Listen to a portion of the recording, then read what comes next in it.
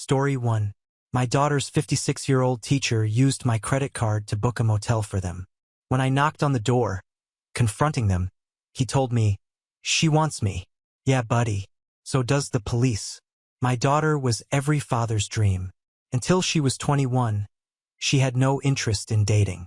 She never had a crush on those boy bands like Big Time Rush or One Direction. Honestly, most men are so horrible that I would have been more than happy if she had moved in with her best friend and 3 cats. But then came the day every father dreads.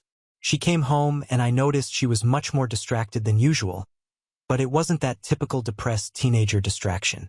Her cheeks were flushed and there was a sparkle in her eyes. My paternal instinct went on alert. I knew it was because of a boy, but I also knew there was more to it. If I mentioned the B word, boyfriend, she would go straight into teenager mode and completely ignore me. So, I pretended not to notice and she fell right into it because every day she made it more obvious. She spent much more time getting ready, spent more on makeup, smiled at her phone. I know what I said before, but still I was happy for her. And one day the dream came true. Well, sort of, because she asked me for advice about boys. It was strange to see my little girl growing up, but I was also happy that she wanted to include me in this new phase. "Dad, how do you know when a boy likes you?" she asked innocently. "Honey, most men are idiots. They are simply incapable of hiding what they feel. If you're not sure, that's already a sign that he doesn't like you." "I am sure. I was just asking."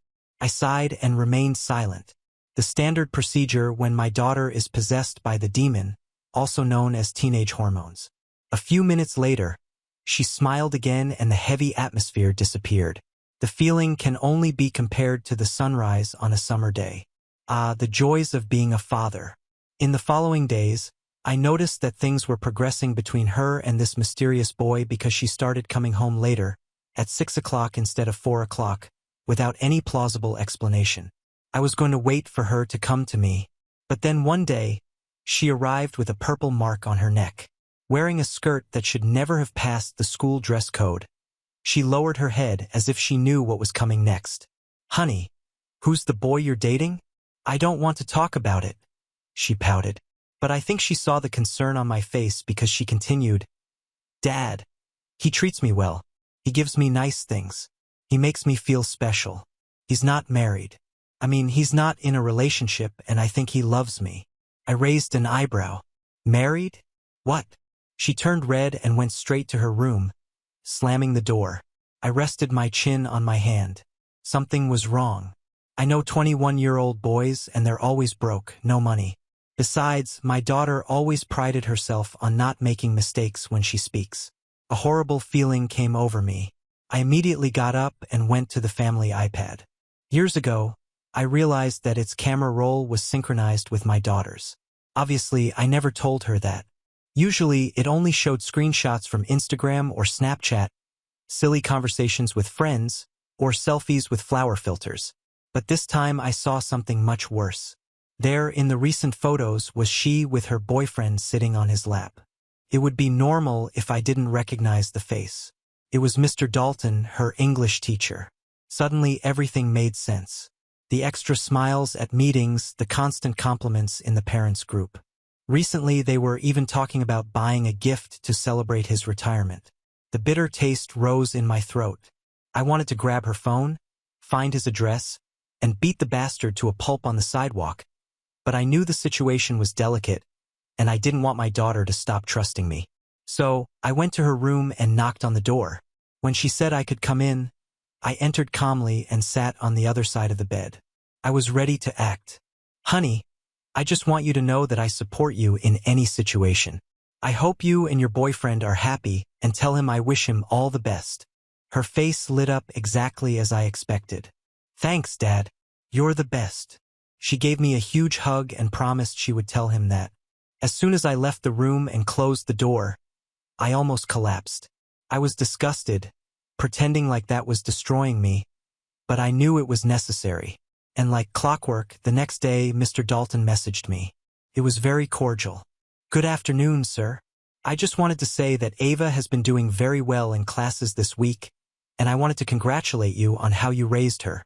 We talked for a while and I invited him to dinner. The scumbag accepted, not knowing it would be his last meal. I chose Mel's, a fancy Italian restaurant downtown. But before Friday I realized I needed help. I couldn't handle this alone. Not if I wanted to truly protect Ava. My initial plan to confront him was too risky. What if I lost control? If I got arrested, Ava would be vulnerable. The school counselor, Melissa Winters, always seemed competent, direct, and protective. I went to her office, far from the English department, 15 minutes before the scheduled time. I mentally reviewed what I was going to say while students left the school. When the hallway emptied, I entered. The office was smaller than I expected, with diplomas on the wall and posters about mental health. "Mark, come in," said Melissa, closing the door. The space was cozy, full of plants and motivational posters. "What's going on?" Her voice was calm, direct, her eyes attentive behind her glasses. I took a deep breath. The weight of what I discovered made it difficult even to speak. "This has to stay between us for now." My voice sounded strange. She nodded, serious. "Of course." I placed my phone on the table. "I need you to listen to something. Everything." I played the recording of the conversation with Ava, then the messages with Dalton. I spent the previous night organizing everything. For 45 minutes, Melissa listened motionless, growing increasingly pale. When it ended, she looked at me with horror. "How long has this been going on?" "A few months, I think. Maybe more. I can't go straight to the police. Ava would never forgive me, and Dalton is smart. He would turn everything against me." She nodded. "You're right to be cautious. Men like him are manipulators. They plan escape routes. We need to build a case carefully. Above all, protect Ava. What do we do first?" "Document everything. Dates, times, messages." She leaned in. "Mark, this has to be handled very delicately. If Dalton suspects anything, he might delete evidence or worse, convince Ava to run away with him." The idea chilled me inside. I imagined Ava disappearing, leaving only a note. "I'll do whatever it takes. I'll do some discreet investigations." She scribbled something. "There might be other students." That never crossed my mind. Knowing that Ava might not be the only one left me between relief and horror. "You think there are others? Predators rarely stop at just one." She took notes. "Give me a week. Don't confront him. Act normally. Go to dinner, but record everything." She handed me a sheet with a list of apps for discreet recordings. Acting normally was almost impossible. Ava laughed on her phone. Any noise made me jump.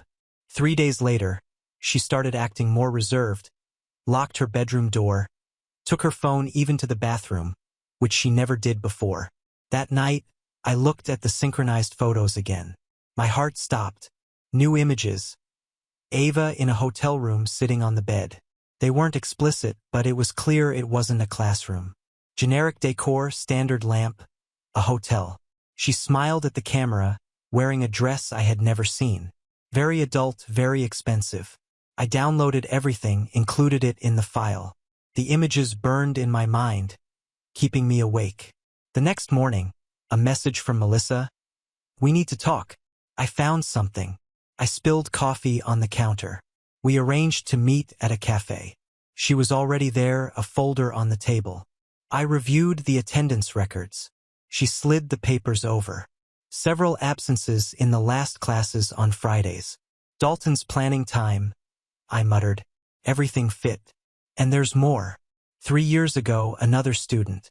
Nothing was proven. She changed schools. She showed emails between principals discussing the case.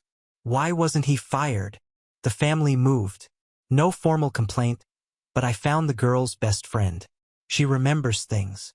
Will she talk? Not yet. She's afraid. But Mark, we need something more concrete. That night, I put a recorder in the pocket of Ava's backpack while she was showering. The guilt was crushing, but I thought about the photos. On Friday, Ava arrived at 6:30 p.m. "Dad, I thought you had dinner tonight." "Cancelled. Wasn't feeling well." I pretended to cough. She seemed relieved. I'm going to take a shower and then study. I grabbed the recorder and went to the office. Trembling, I connected it to the computer. The first audio files were normal. But then I heard Dalton's voice. You know I would never hurt you, right? People wouldn't understand what we have. They would try to separate us. My stomach turned. My dad likes you, said Ava drearily. A laugh. Your dad sees what I want him to see. Men like us understand each other. What do you mean by that? Nothing, darling. Just that your dad and I are men of the world now. Later. Did you finish that college essay? Berkeley would be perfect. Close enough for us to see each other always. At the end, I have a present. Paper being torn. It's beautiful, but it seems expensive. Nothing is too expensive for you. Just don't wear it near your dad yet. Our little secret. I stopped the recording. I felt sick. He was buying jewelry for her, marking his territory. I copied the files, messaged Melissa. I have the audio. Clear proof of grooming. I canceled the dinner with Dalton. I didn't trust myself to see him. Over the weekend, Ava became more withdrawn. Sunday night, I heard her crying. On Monday, a new message from Melissa. Principal's office. For PM, bring everything. I prepared everything. Recordings, photos, records, timeline. At 3:30 p.m., I went to the school parking lot, almost empty. And there was Ava at the entrance arguing with a girl I recognized, Skylar Williams, her lab partner. You don't know what you're talking about, Ava? Whispered, her face red with anger, her voice trembling with that kind of blind fury that only love-struck teenagers can distill. Skylar, on the other hand, was firm, arms crossed, eyes shining with something between anger and fear. I leaned behind a pillar and stayed there for a second longer than I should have, listening. He's lying to you, Ava. He lied to me, too. Skylar almost shouted but controlled herself. You're just another one. He does this with everyone. You think you're special? He told me I was special, too. The air left my lungs. Ava took a step back as if she had been physically pushed. You're jealous. That's it. You've always been jealous of me. Just because he chose me. Skylar snorted, also stepping back, her eyes now welling up. Good luck, Ava. Really. Because when everything falls apart, and it will fall apart, I hope there's still someone around to help you. She walked away with hard, quick steps, and I quickly moved away from the entrance, circling the building as if I had come from the parking lot. My face was hot, my vision slightly blurred, as if my body had activated all emergency signals at once. Ava saw me when I entered and wiped her eyes too quickly. What are you doing here so early? She asked, trying to sound casual. I have a meeting with the board. School matters. She nodded slowly. Her eyes were red. I didn't ask anything. It wouldn't help. All of that was still bubbling inside her, fermenting in Dalton's lies, fermenting in that sweet poison he poured into my daughter's ears as if it were love. When the meeting began, I sat with Melissa and the principal, a woman named Joanna Lopez, who looked like someone who had seen a lot and tolerated very little. There was another man in the room in a gray suit with dark glasses hanging from his shirt collar. Someone from the legal department, the type who starts calm and ends with a warrant in hand. The folder I brought was heavy, metaphorically and literally. I pressed my hand on it a moment before opening. Melissa took the lead. Her tone was cold, surgical, no flourishes. She explained the evidence, attendance records, messages. Then it was my turn. I spoke calmly. I forced myself to speak calmly. Each slide I showed, each audio I played, including the part where Dalton said, "Men like us understand each other," was one more nail in his coffin. The legal man began taking notes as if he were documenting a war crime. The principal remained silent. No interruptions, just her eyes widening with each new revelation. "This is more than enough to notify the school board and involve the police," she finally said. "With the recording, with the messages, there's no way to protect this man anymore. He can't know we're coming," Melissa reinforced. "If he realizes, he'll delete everything, disappear, and Ava might go with him." The principal nodded. We'll remove him from the school discreetly today. But I knew, deep down I knew, it wasn't enough. It wasn't enough to simply remove him from the school, make a report, issue a public note of repudiation. Not when that worm was poisoning my daughter from the inside out. Not when he continued to be the sun around which her world revolved. He needed to be exposed, destroyed. On the way back home, I drove in silence, my head hammered out of sync.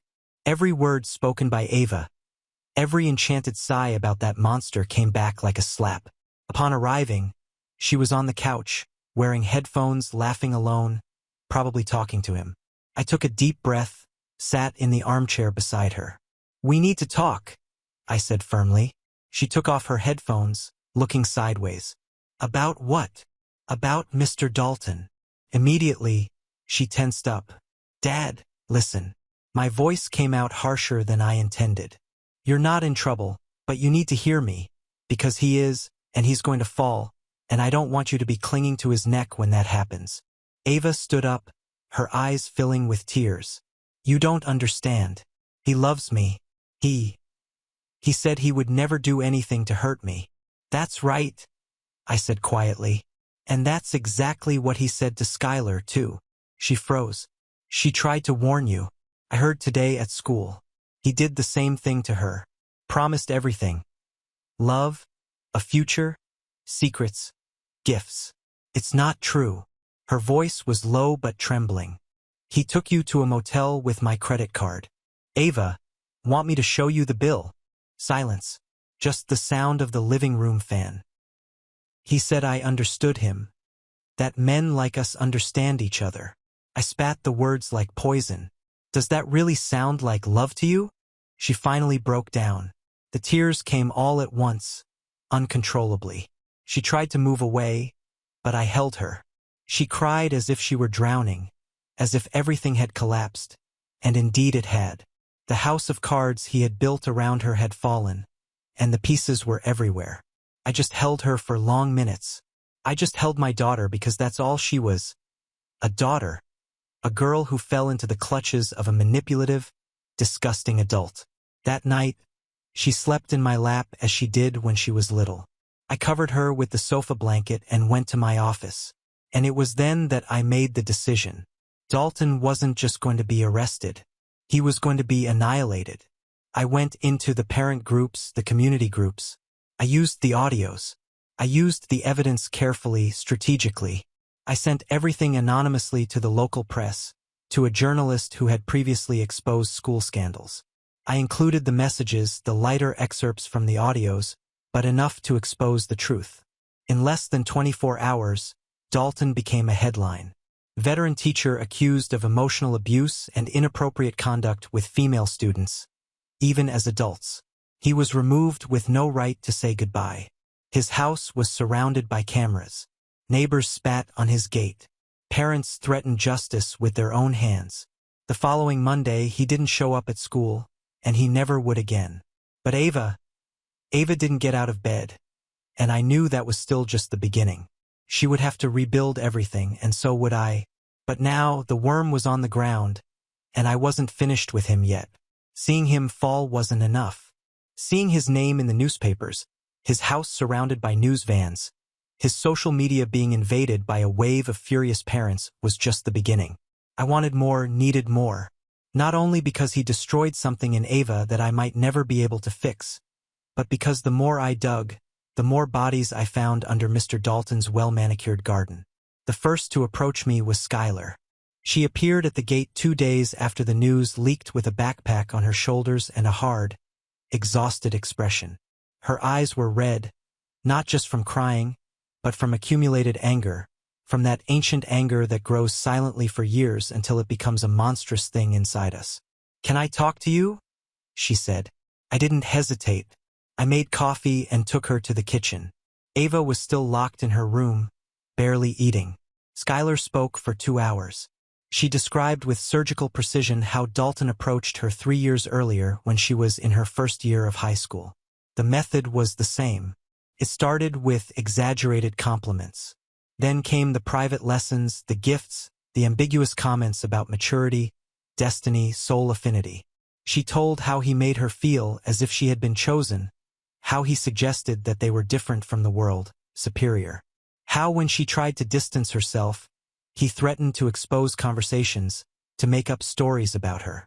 He said that if I told anyone, no one would believe me, that I would be the crazy girl who tried to seduce the teacher. She was shaking.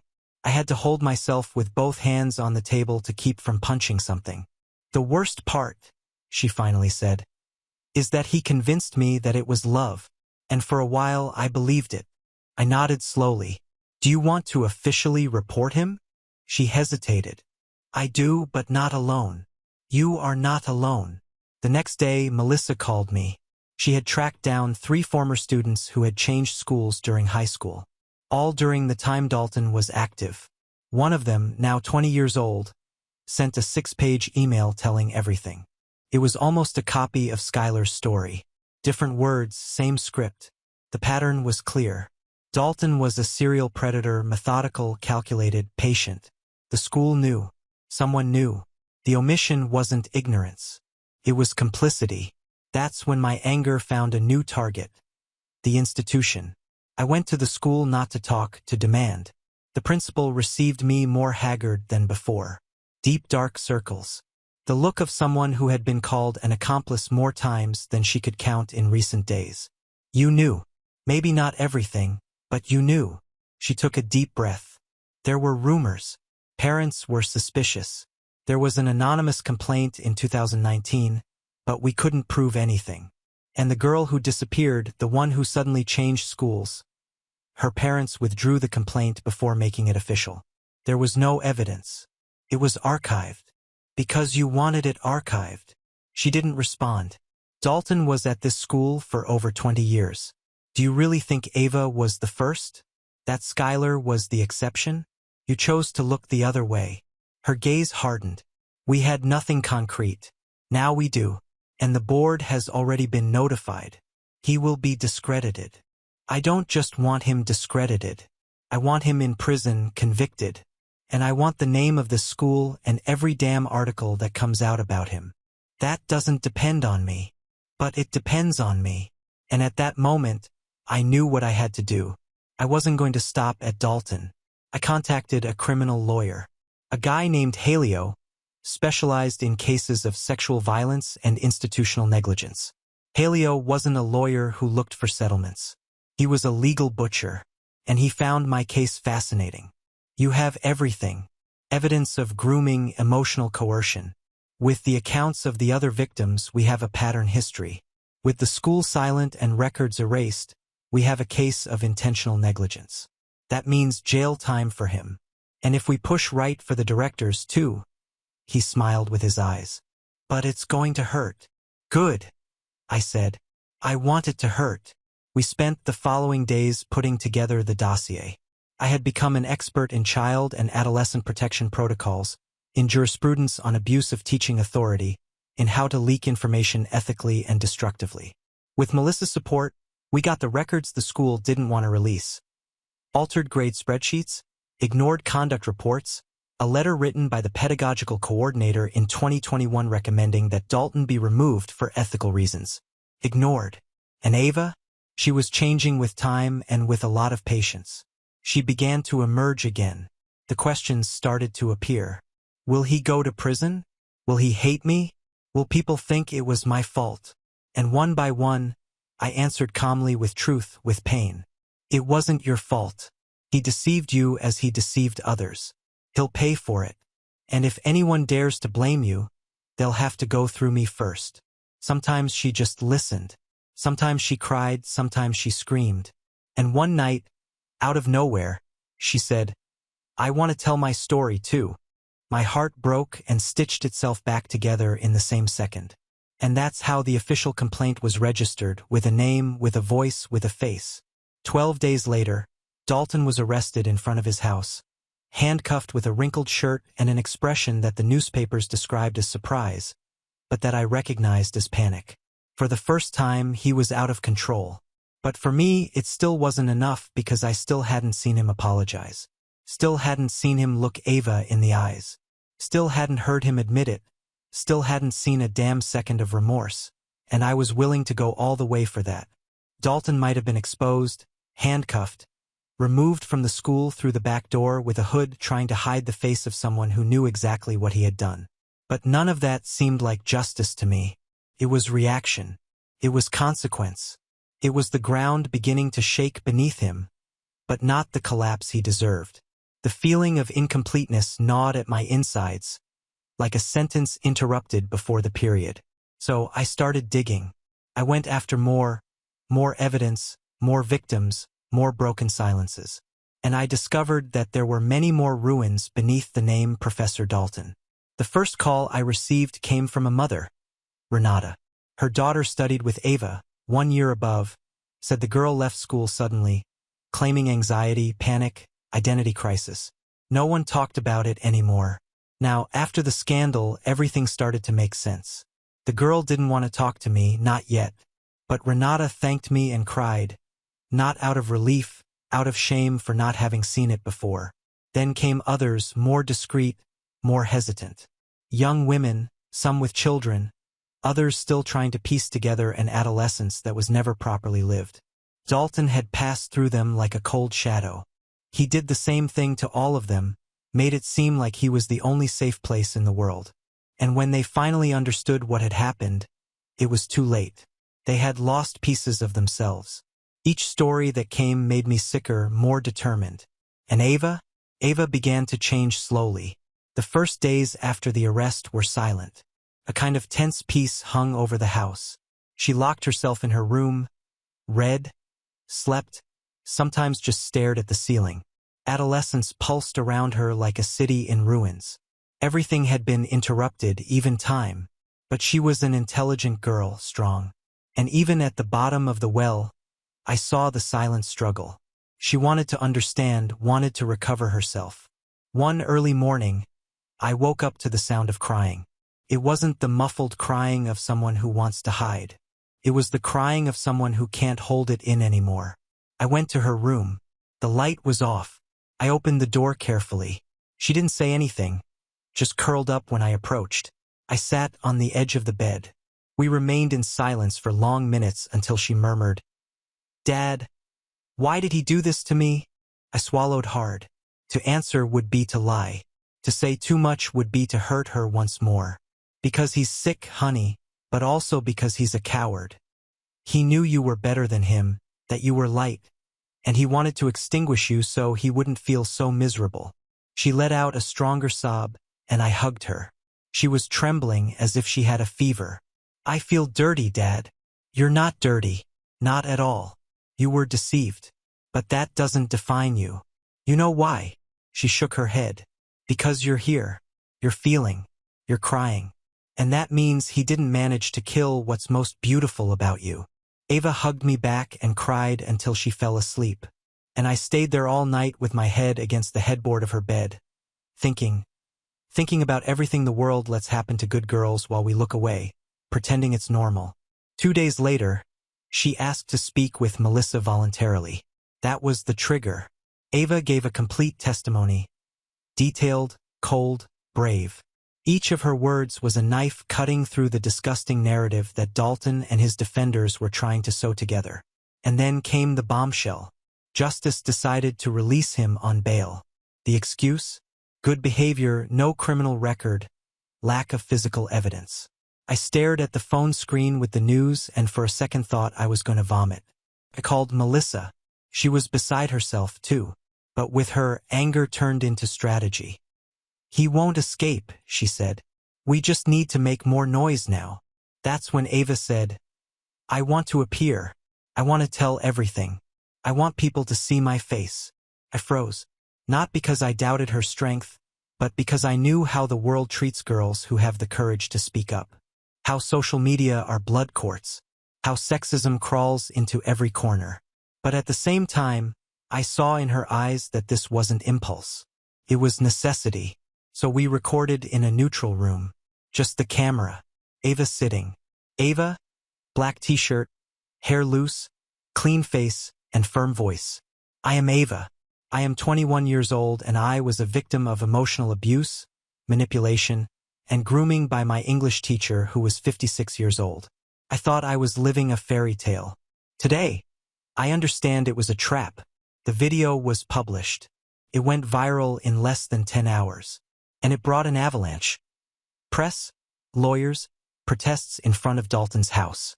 A petition with 40,000 signatures demanding his preventive detention. The following week, justice reversed its decision. The judge who had granted bail was replaced. Dalton was taken back to prison. The new judge was clear. There is sufficient evidence of manipulation of women in series with concealment of evidence and potential intimidation of victims. The defendant's freedom represents a direct risk to the investigation and to the integrity of the victims. At the preliminary hearing, Dalton was brought in handcuffed, thin, without a haircut, without glasses, but with the same arrogant expression as always. He saw me. I saw him.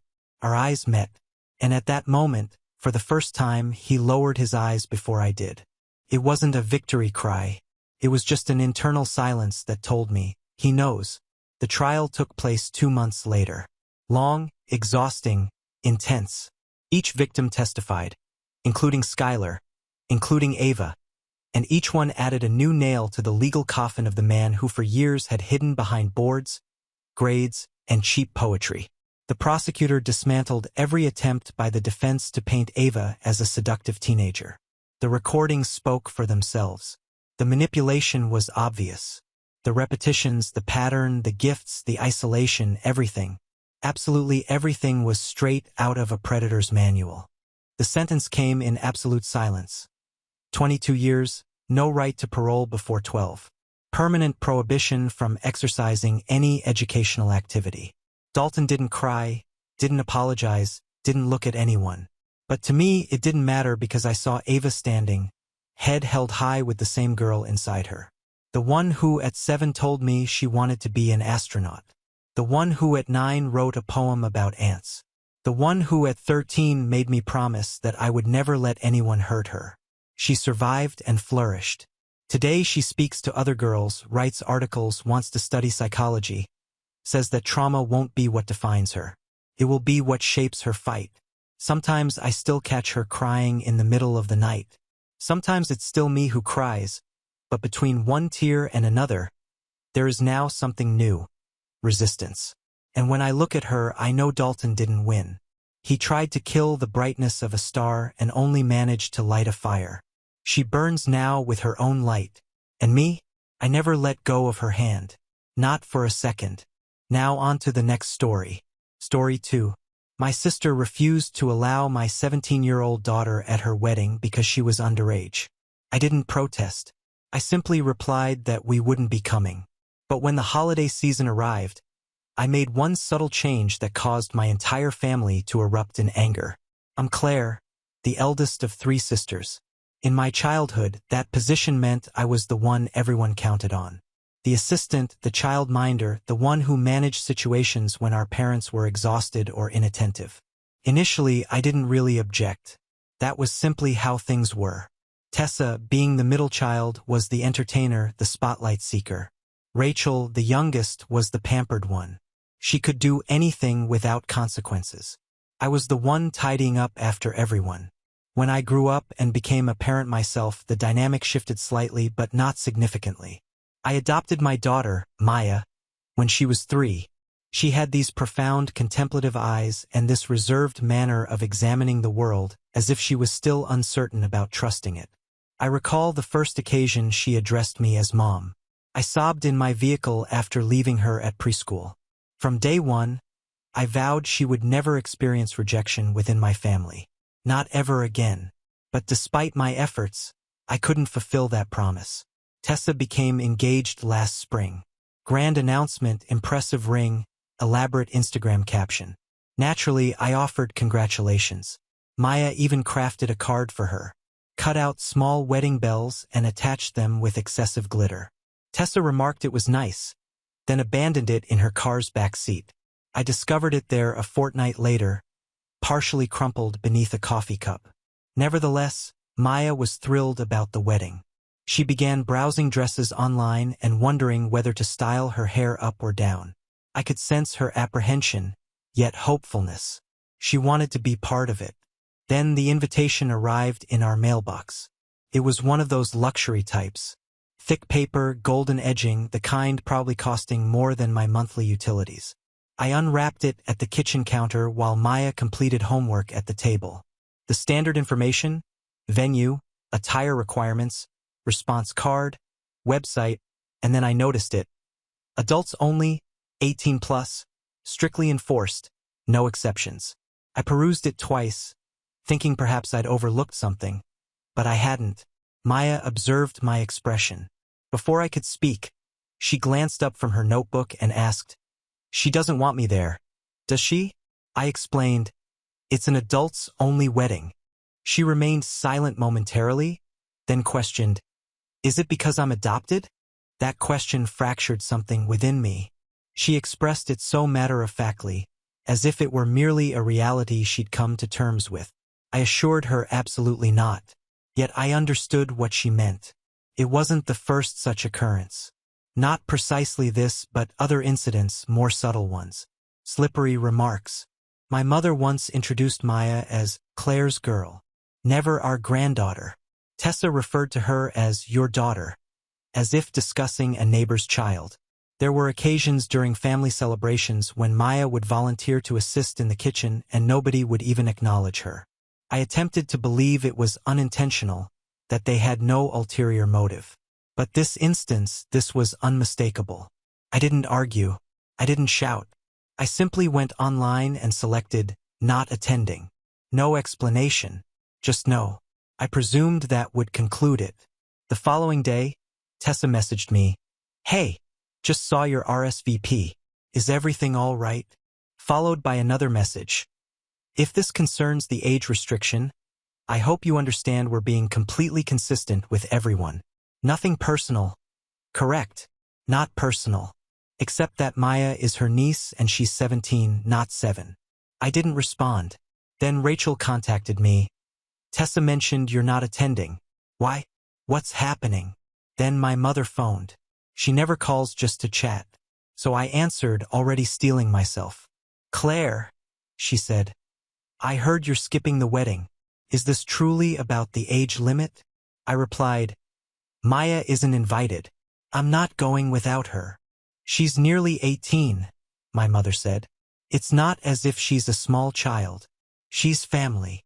There was silence. "Don't penalize your sister over this. It's just one evening." I didn't debate. I simply stated, "We're not coming," and ended the call. That should have been the conclusion. But then came the group messages, the blame, the barely concealed remarks. "Rachel can't believe you're creating such drama over one policy. You always have to stir up trouble. Maya's not the only one excluded. This isn't about her. You're making it about her." My mother sent an extensive message regarding family harmony and forgiveness. About how we've all compromised. About how challenging it is being caught in between. I didn't answer. Maya erased the dress photos from her phone. She ceased mentioning the wedding. She didn't weep, but I think that's what pained me most. How unsurprised she appeared. She'd already discovered what I spent too long trying to ignore. So, when Christmas approached and nobody had apologized or even mentioned it, I made a quiet decision. I didn't invite them. No major declaration. No confrontation. Just silence. And that's what truly angered them. If you'd questioned me a decade ago about my vision of motherhood, I would have mentioned birthday celebrations, untidy embraces, sparkles on the rug. I wouldn't have mentioned trying to shield a child from people who profess to love you both. When Maya entered my life, she was 3 years old and heartbreakingly solemn. Large brown eyes, gentle curls, and a quiet gaze that made you feel she was committing everything you said to memory, just in case she needed to endure you. She didn't warm up swiftly. She didn't laugh on demand. She didn't run into my arms like a cinematic moment. But when she finally reached for my hand in the supermarket unprompted, I wept in the car park for 10 minutes. My husband, Ethan, remarked, "That was the moment she chose you, and I've been choosing her every day since." But my family never quite understood how to interact with her. Initially, I attributed it to awkwardness, adjustment. She didn't have my eyes. She didn't bear my surname yet. She didn't join conversations at festivities the way other children did, but it extended beyond that. It was how my mom referred to her as the little one instead of Maya.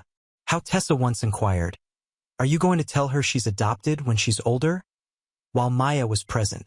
How Rachel's children received Easter baskets from our parents with personalized names while Maya got a generic one with a Happy Spring label. It wasn't blatant. It was more subtle than that, softer, easier to dismiss if you wish to, but Maya perceived it. She always perceived it. I tried to be understanding. I truly did. I explained. I redirected. I gave them the benefit of doubt. When Maya was 6, she informed my dad she aspired to be an artist. He smiled and said, "You'll need something more practical than that." When she was 8, she drew a picture of our family, me, Ethan, and her, and presented it to my mom.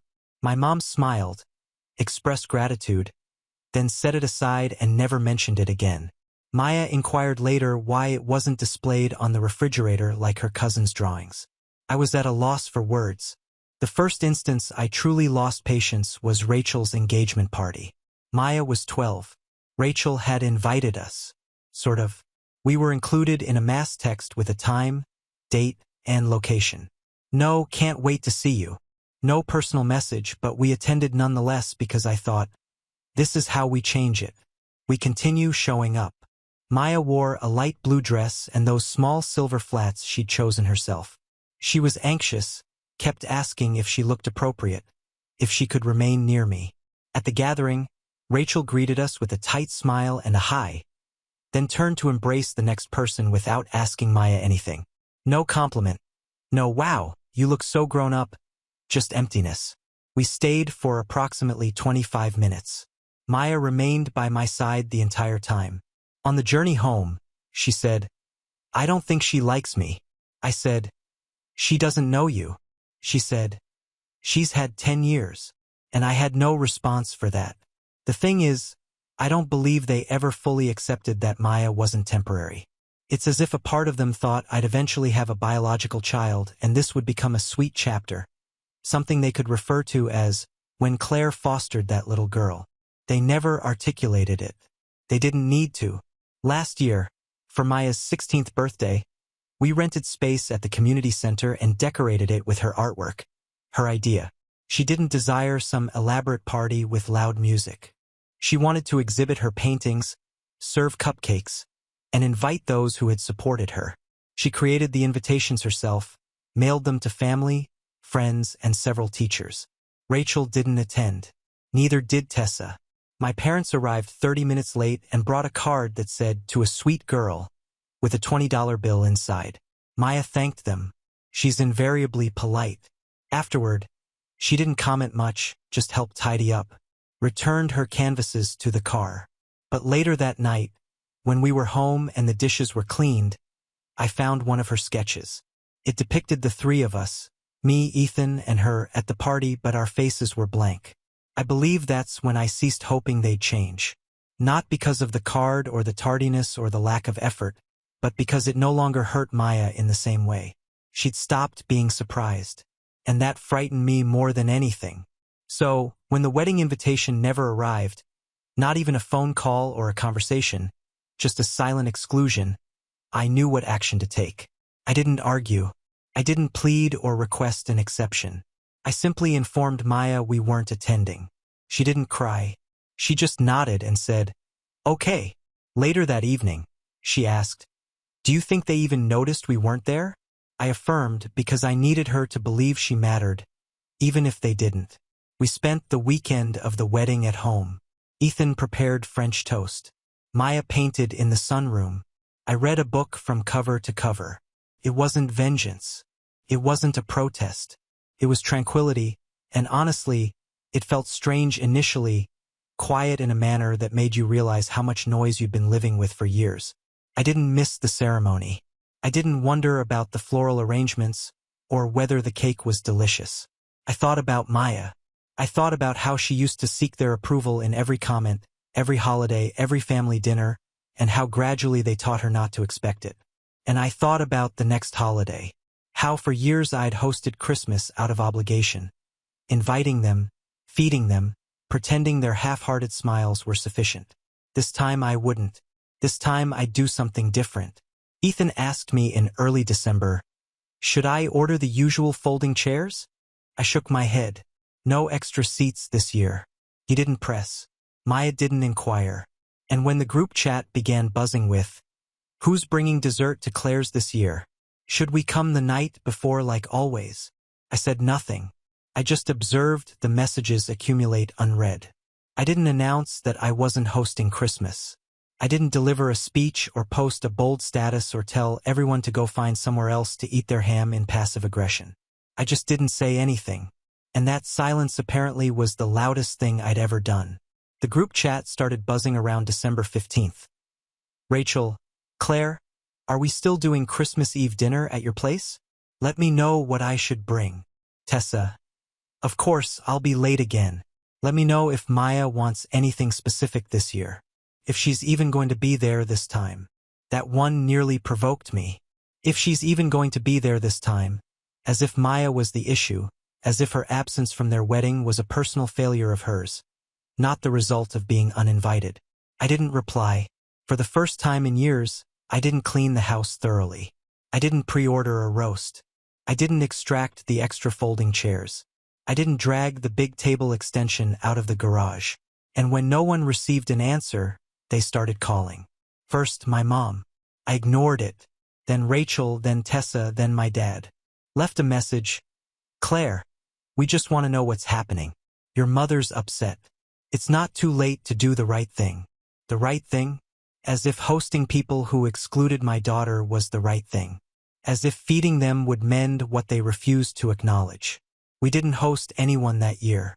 Instead, Ethan and I made lasagna in pajamas while Maya baked sugar cookies in shapes that barely maintained their form. We stayed home, watched films, opened our gifts early. We laughed more than we had in months. Felt normal in a way our holidays never had before. No one walked carefully.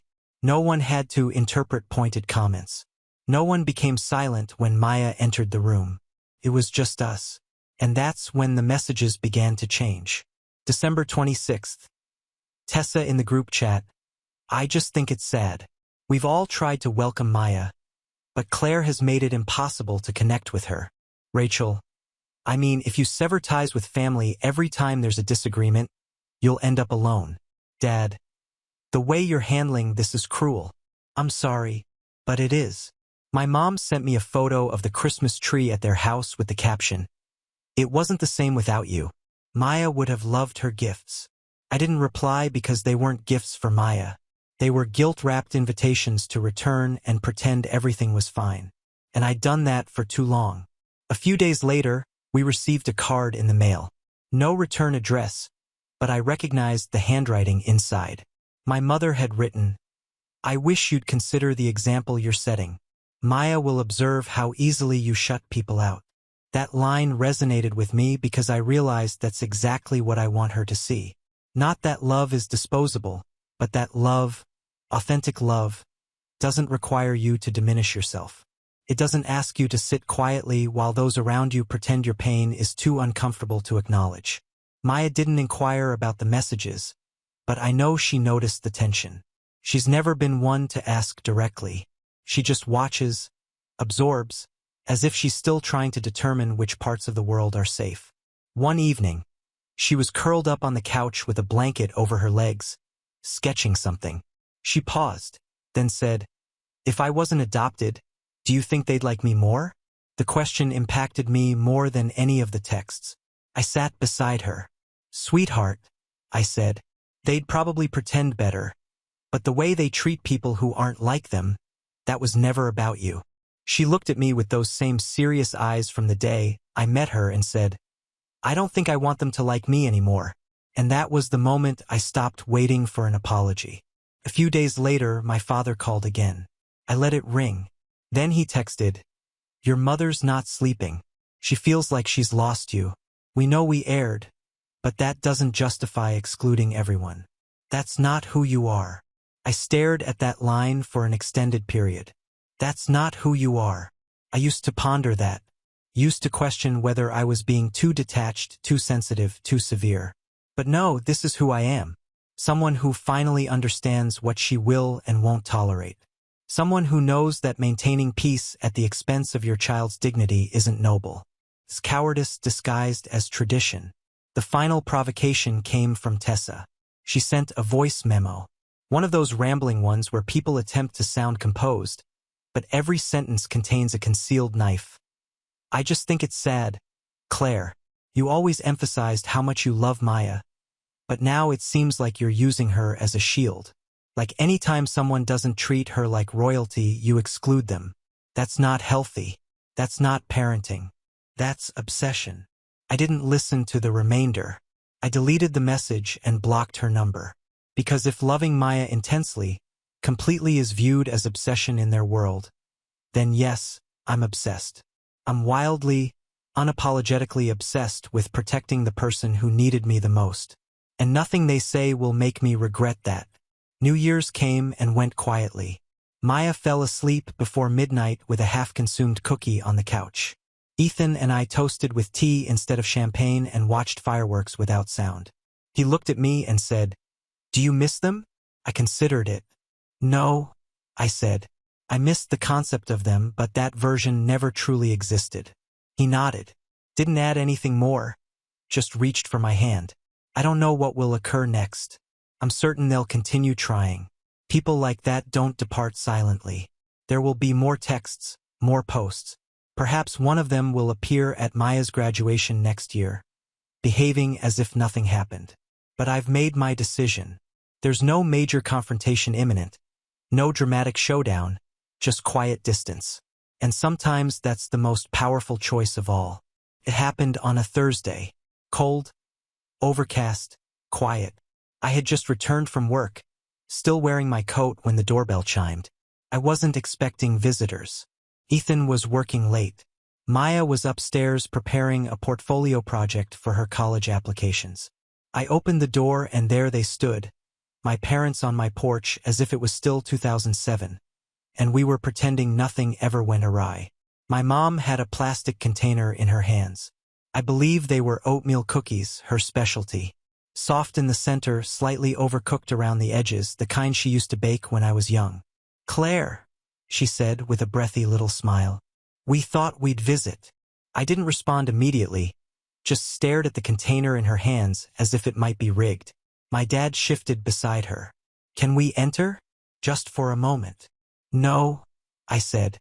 There was a pause, surprise perhaps, but not long enough to matter. My mom attempted to recover with another warm tone. "We just wanted to talk. Things became heated, but we're still your family." She offered the cookies like a peace offering. I didn't accept them. That's when the smile began to waver.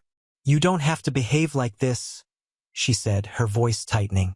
"We know it's been difficult raising a teenager, pushing everyone else away." My dad added, "We tried to be patient. We gave you space. But this, you're going to lose your real family over a girl who's going to depart in a few months." My stomach tightened. "She's 17, my mom said softly. "She'll go to college soon. And then what? You'll be alone. You'll regret this." I could hear the subtext. This wasn't about reconciling. This was about control. And then my mother said it. The thing I believe she'd always believed fundamentally. "I'm sorry, Claire, but she's not blood. She's not really one of us." She said it gently, as if doing me a favor, as if she expected me to nod and say, "You're right." I lost perspective. Instead, I inhaled deeply, stepped back, and said, "You need to leave immediately." My dad appeared taken aback. "Claire." "No," I said more loudly. "You don't get to arrive here with cookies and pity and act like this is kindness. You don't get to insult my daughter to my face and then wonder why I'm not inviting you in. You're going to regret this." My mom repeated, her voice breaking now. "When she leaves you, when she forgets about you, you'll understand. Our door will remain open. You'll return. You'll realize we were correct." I didn't respond. I didn't need to.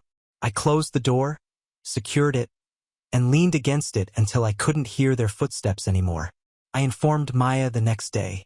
I wasn't going to. I didn't want her to bear their toxicity. But I've never deceived her. Not about anything significant. She sat very still while I told her what they said about her leaving, about not being blood, about me returning one day. She didn't cry, but I could see it in her hands. How tightly she clasped them in her lap. How her shoulders stiffened. They truly believe I'll abandon you, she said. No, I said. They hope you will. That way I'll need them again. She nodded slowly. They don't get to hope things about me, she said. I thought that would conclude it. I should have known better, because a week later, my cousin Sarah forwarded me an email that Rachel had sent to the extended family. It was lengthy, rambling, passive-aggressive in the way only Rachel could achieve, but the message was clear. She told them I had deserted the family for a girl who manipulated her way into Claire's life and isolated her from everyone else. She implied Maya had been difficult, distant, and ungrateful, that my relationship with her was unhealthy, that I was obsessed with protecting her from imaginary slights. It was repulsive, and worse, it was effective. People began reaching out. Aunt Linda texted me asking if I was all right. Uncle John called Ethan asking if I was experiencing a breakdown. My second cousin Chloe left a comment on one of Maya's art posts. You're very fortunate. Don't forget who provided you a home. Maya saw it. I witnessed her seeing it, and that was the final straw. I didn't compose a response. I compiled a dossier. Screenshots, messages, photographs, every ignored invitation, every exclusion, every receipt. I wrote a letter, not emotional, not angry, just facts. I sent it to the extended family only once with the subject line, for those who wanted the complete story. I didn't request sides. I didn't demand apologies. I simply provided them with the truth. Some replied, some didn't. A few quietly unfriended Rachel. A few didn't believe a word I stated.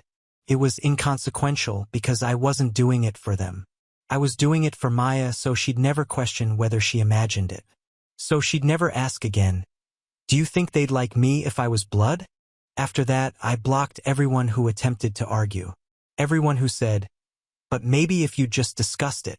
Everyone who thought maintaining peace was more important than protecting a child from emotional abuse disguised as family tradition.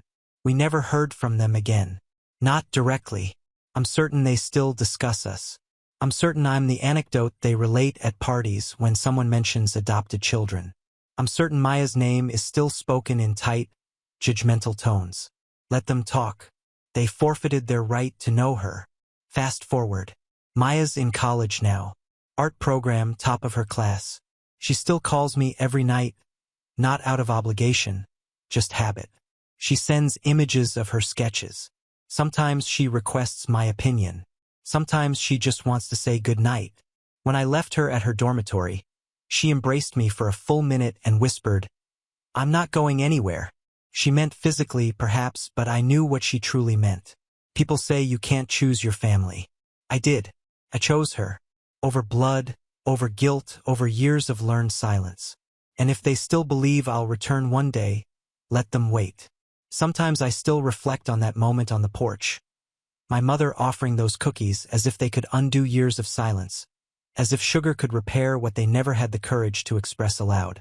And occasionally late at night, I wonder if I overreacted, if I should have tried harder, remained quieter, been more forgiving.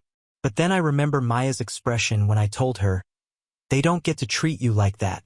I remember how firmly she hugged me when she departed for college. I remember that I promised her something no one ever promised me growing up, that I'd choose her every time. Do you think I did the right thing? Share your thoughts below. Now on to the next story. Story 3. You ever have that moment where you walk into your own home? The place you've worked your tail off to pay for, only to find people sitting there like they own it, feet up, drinks in hand, not a single ounce of shame on their faces. Yeah, that was me just 3 weeks ago. But before I get to the part where I almost lost it, and the part where I didn't, let me rewind a bit because this wasn't just some random squatter situation. No, this was personal. This was family. My name's Noah. I'm 32 years old, and I've spent the last 8 years working as a mechanical engineer for a logistics firm that contracts with overseas shipping companies. Sounds fancy, but in reality, it means I spend a lot of time in port cities fixing problems nobody else wants to deal with. I've spent months at a time in places like Singapore, Rotterdam, and Buenos Aires. Long nights, short weekends, and a phone that never stops ringing. But I've done well for myself. Bought a condo back when I was 28. Nothing massive, but a clean 2-bedroom unit in a nice part of town, overlooking the park and walking distance from everything. Paid off most of the mortgage in 4 years. Kept the place in pristine condition, and when I got sent overseas again 6 months ago for a new project, I left everything in order. I even had one of those smart home locks installed, gave a backup code to my mom in case of emergencies, and assumed that was the responsible adult thing to do. Now, before you think I'm naive, let me explain a bit about my family. My mom, Elena, is what I'd call a selective nurturer. She dotes on my sister, Claire, who's 35, like she's still the homecoming queen trying to win prom court again. But when it comes to me, I'm the independent one. The one who doesn't need help, which to be fair, I don't. But that doesn't mean it doesn't sting when you get a half-hearted, "That's nice, honey," for a promotion while your sister gets a full celebration complete with balloons for remembering to pay her phone bill on time. Claire's always been the golden child despite a track record that, let's just say, wouldn't impress many employers. 2 failed marriages, a handful of jobs she quit because they didn't vibe with her energy, and a tendency to treat consequences like a suggestion. But somehow, in my mom's eyes, she could do no wrong. Still, I've managed to stay on good terms with both of them. Or so I thought. The first hint that something was off came during one of our weekly video calls while I was still stationed in Yokohama. I remember the exact moment, actually.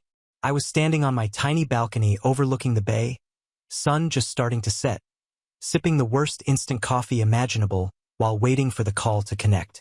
Mom answered with her usual distracted energy, glancing at something off-screen. "Hey, sweetheart, how's Japan?" she asked, but her voice was tight, like she was trying to sound casual and failing miserably. "Pretty good. Long hours, but I'm learning a lot. The crew here is solid." "You good?" She smiled, but it didn't reach her eyes. "Oh, we're fine. Just busy. Claire's been staying with me a while." My eyebrows lifted. "Everything okay with her and Matt?" There was a pause. "They're separating. She's filing for divorce again." I said before I could stop myself, "That's her second one, right?" Mom gave me that look.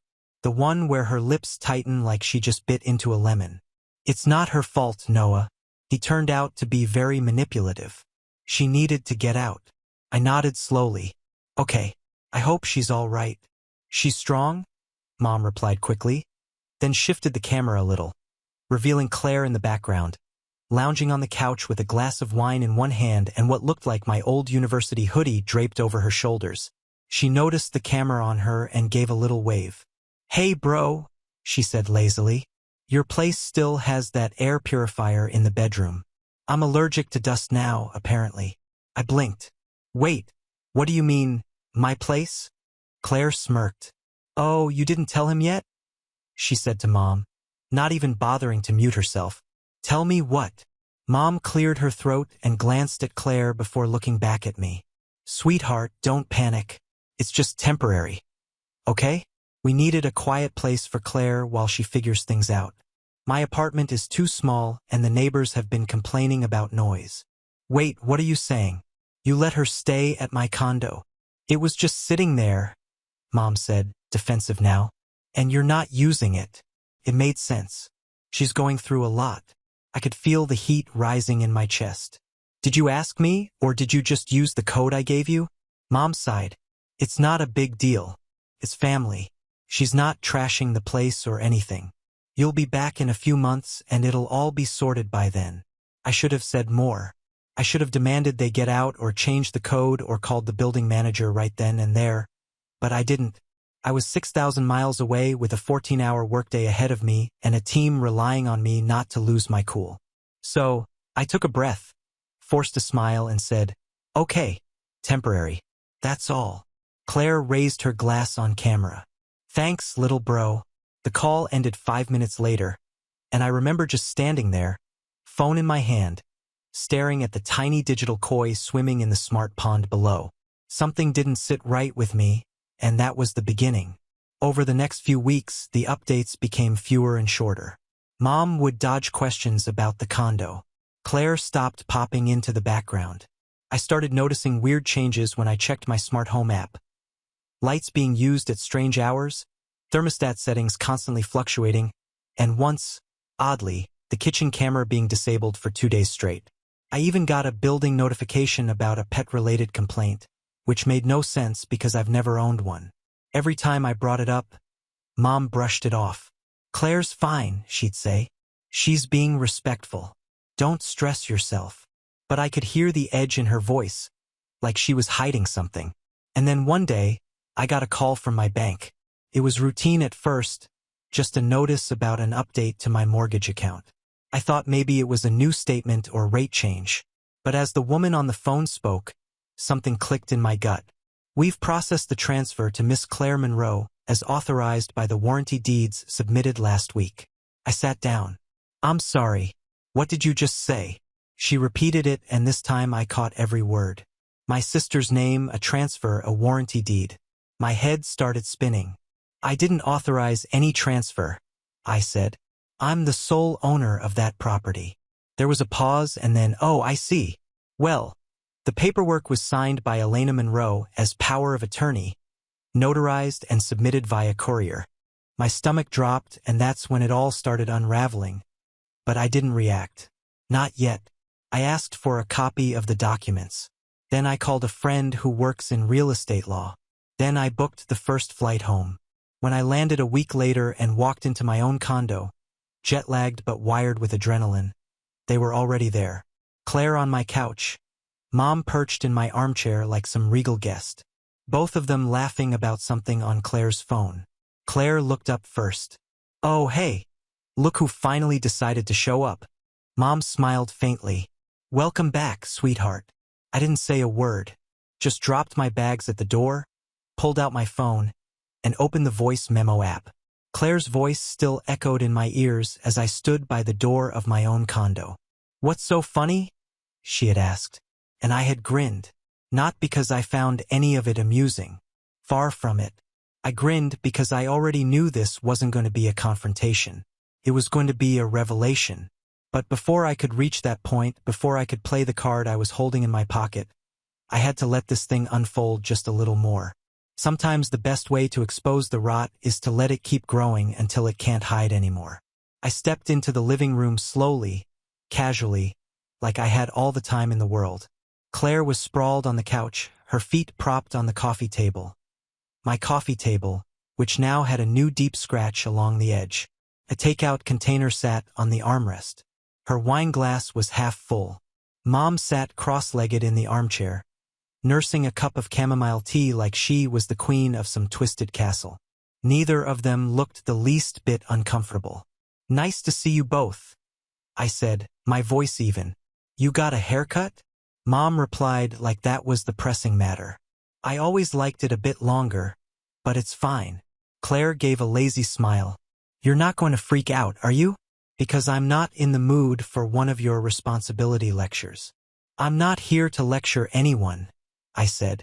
I dropped my bag by the door, walked over to the fridge, and opened it. Inside were things I didn't recognize. Vegan cheese, oat milk, leftover Thai food in containers I'd never bought, and a few bottles of kombucha. I spotted one of my pre-repped frozen meal packs shoved all the way to the back, half open and frostbitten. My fridge used to be organized. Now, it looked like someone had tried and failed to live out their wellness influencer dreams. I closed it without a word. "Look," Claire said, setting her glass down with a little clink. "I know you're probably a little thrown off, but it's not like you were using the place." I turned slowly toward her. "How long have you been living here?" She shrugged. "Since February, I think. Whenever that whole mat mess started. Honestly, it's been a blur." "February?" I echoed. That meant she'd been here for nearly 4 months. "And you didn't think to ask me or tell me?" She scoffed. "I talked to Mom. She said it was fine. You always make such a big deal about everything. You weren't here. I needed a place. What's the issue?" I stared at her, then at my mother. Mom hadn't said a word since the tea comment. She was pretending to be absorbed in her drink, but I could see the tension in her shoulders. She knew I was close to boiling over. You used the emergency access code I gave you to what? Sneak her in, I asked. It wasn't sneaking, Mom finally said. I'm your mother, Noah. I have your best interests at heart, and Claire needed a safe space. I wasn't going to let her be out on the street. She could have gotten an Airbnb or stayed with you. She did stay with me, Mom said sharply. But I live in a 2-bedroom apartment with thin walls, and I have a neighbor who starts banging on the ceiling the second she hears a pin drop. It wasn't feasible in this place. She gestured around her like she was describing some royal estate. This was just sitting empty. You weren't even renting it out. That's because it's my home, I said, louder than I intended. I didn't want anyone else in it. Claire rolled her eyes. Oh, please. You sound so dramatic. I took a step toward them. You forged documents, Claire. That made them both freeze. What are you talking about? Claire asked, her smile faltering. You filed a warranty deed with my name removed and yours added. Submitted through a courier, notarized and, according to the bank, processed by someone using power of attorney. Silence. Mom's voice was soft. You weren't here.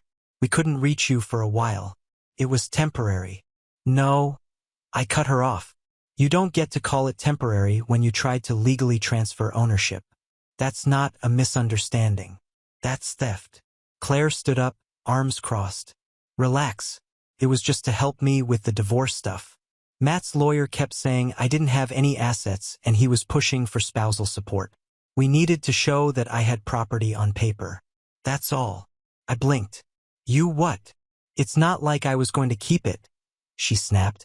It was just to show the court that I had stability, that I could take care of myself so they'd back off on the financials. Mom helped me. She had the authority. You gave yourself my home as a prop in your divorce hearing? I said slowly, like I was trying to convince myself this was a dream. Claire actually nodded. Exactly. See, you get it. You always were logical. I laughed. Actually laughed. It wasn't joyful. It was hollow, sharp. A sound that came from a place between disbelief and fury. You used my house to lie in court, I said. You falsified legal documents. That's fraud. Oh my God. Stop being so self-righteous, Claire burst out. It's not like I sold the place. You've got good money coming in. You don't even need this place. I needed help. Mom helped me. You weren't even reachable for a while. I was reachable, I said through gritted teeth. You just didn't want to ask because you knew I'd say no. That's why Mom stepped in, Claire shot back. Because you're always so rigid.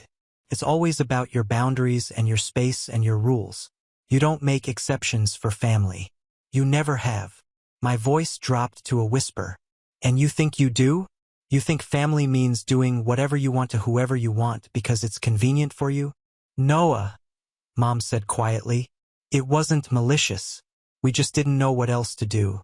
You're not even married. You don't have kids. This place could have been a new start for your sister.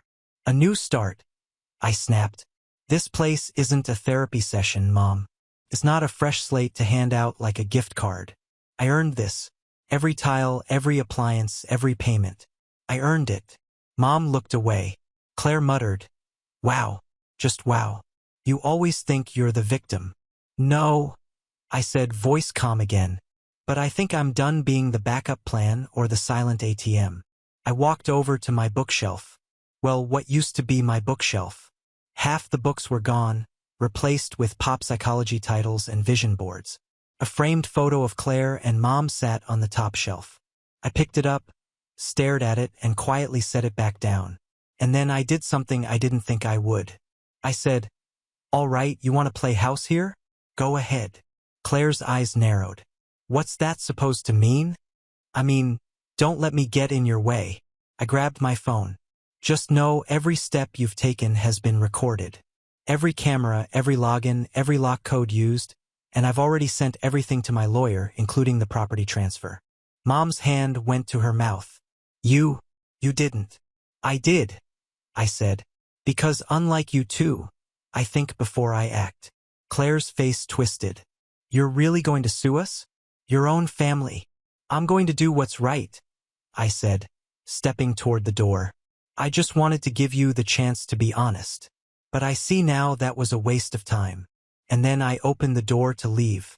And that's when Claire screamed, "Wait, wait, you can't. I'm still waiting on the hearing date. If the court finds out." But I didn't answer. Not yet. Because what I found just outside that door made me freeze. It wasn't a person. It was an envelope, thick, heavy, hand-delivered. And when I opened it, standing right there in the hallway, my hands trembling, I saw something that made my jaw clench harder than ever before. A second deed, signed, sealed, filed. And this time, Mom's name was on it, not Claire's. My mother had transferred the condo to herself behind Claire's back. And suddenly, the real betrayal snapped into focus. I stood there in the hallway, the envelope in my hands suddenly feeling like it weighed 1,000 pounds. My eyes scanned the document again and again, willing it to be some kind of mistake. But there it was in black ink and neatly notarized. The new owner of the condo wasn't Claire. It was Elena Monroe, my mother. For a moment, my mind went blank. Then, as if on cue, I heard the soft click of the front door behind me opening, followed by Claire's voice, tight, irritated. "Noah, don't walk away like that. We need to talk. You can't just..." I didn't even turn around. I held up the envelope, still facing the hallway. "Did you know?" I asked. Silence. I turned. Claire was standing barefoot in the doorway, arms folded over a loose cardigan, mascara slightly smudged from whatever emotional theater she'd been prepping. Her confidence had taken a visible hit after my last words. But she still carried that stubborn defiance she always did when she didn't understand what was happening but refused to admit it. "Now what?" she said cautiously. I flipped the envelope open, held up the deed. "That our mother didn't just transfer the condo into your name to help you look stable in your divorce. She transferred it into her name, not yours. This isn't your property. It never was." Her eyes flicked to the paper. Her mouth opened, then closed, and for the first time in maybe ever, I saw real panic on her face. "You're lying." "No," I said. "I'm not." She lunged forward to snatch the envelope, but I stepped back. "Don't," I warned. "I already sent scans of everything to my lawyer. This is just my copy." Claire froze, eyes darting between the paper and my face. Then the anger hit. "She told me it was temporary," she hissed. "She said she was just holding it for me until the divorce was finalized. That Matt's lawyers would rip me apart if they saw a property transferred directly to me right now. She promised." "Yeah," I said quietly. "She promised a lot of things." The door opened wider behind her. Mom stepped out, tea mug now gone, hands clasped neatly in front of her like she was hosting a church bake sale. "Noah," she said, a little breathless, "please don't misunderstand. This was never about taking anything from you. I only did what I had to do to protect Claire." Claire spun to face her. "Protect me? You lied to me." "I didn't lie," Mom said, trying to sound soothing. "I adjusted the plan. You know how complicated legal things can get. The bank, the title company, the lawyers. It was safer if everything came through me first.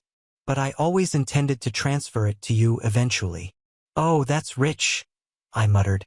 They both turned to me. "You always intended?" I asked. "That's why you never told me? Why you avoided my calls? Why you used my emergency access code to sneak her in and file papers behind my back while I was out of the country?" Mom took a step toward me. "Sweetheart, I did it for the family. You know how much Claire has suffered. She's been through 2 failed marriages. She's alone. She needed something to build her life on." "And what about me?" I asked. I wasn't yelling, but my voice cracked a little. "What do I get?" Her expression softened with what I now recognized as practiced disappointment. "You don't need anything, Noah," she said, as if that explained it all. "You've always been so strong, so capable. I knew you'd understand." And just like that, there it was again, that old familiar dynamic. The golden child needs rescuing. The capable child needs to just shut up and be fine with it. That was the moment something inside me snapped. Not in a loud, dramatic way, not with shouting or threats. It was quiet, like a rope breaking deep underwater. And in its place came a strange calm, a kind of numb clarity. I turned away, said nothing, walked down the hall, and left the building. I didn't even stop to think. The next 48 hours were a blur. I didn't sleep. I barely ate. I booked a hotel room across town using reward points, sat in silence, and stared at the ceiling for hours on end, going over everything again and again. I'd worked for years to build stability. All those cold nights in offshore ports, all those double shifts, the holidays I'd missed, the birthdays I'd phoned in from different time zones. I'd sacrificed real connection, comfort, even relationships for this life, for that condo. It was more than just a piece of property. It was proof that I'd made something for myself. And they'd stolen it just like that. And the worst part, it wasn't some distant scammer or shady business partner. It was family, my own mother, my sister. People I trusted, even when they didn't deserve it.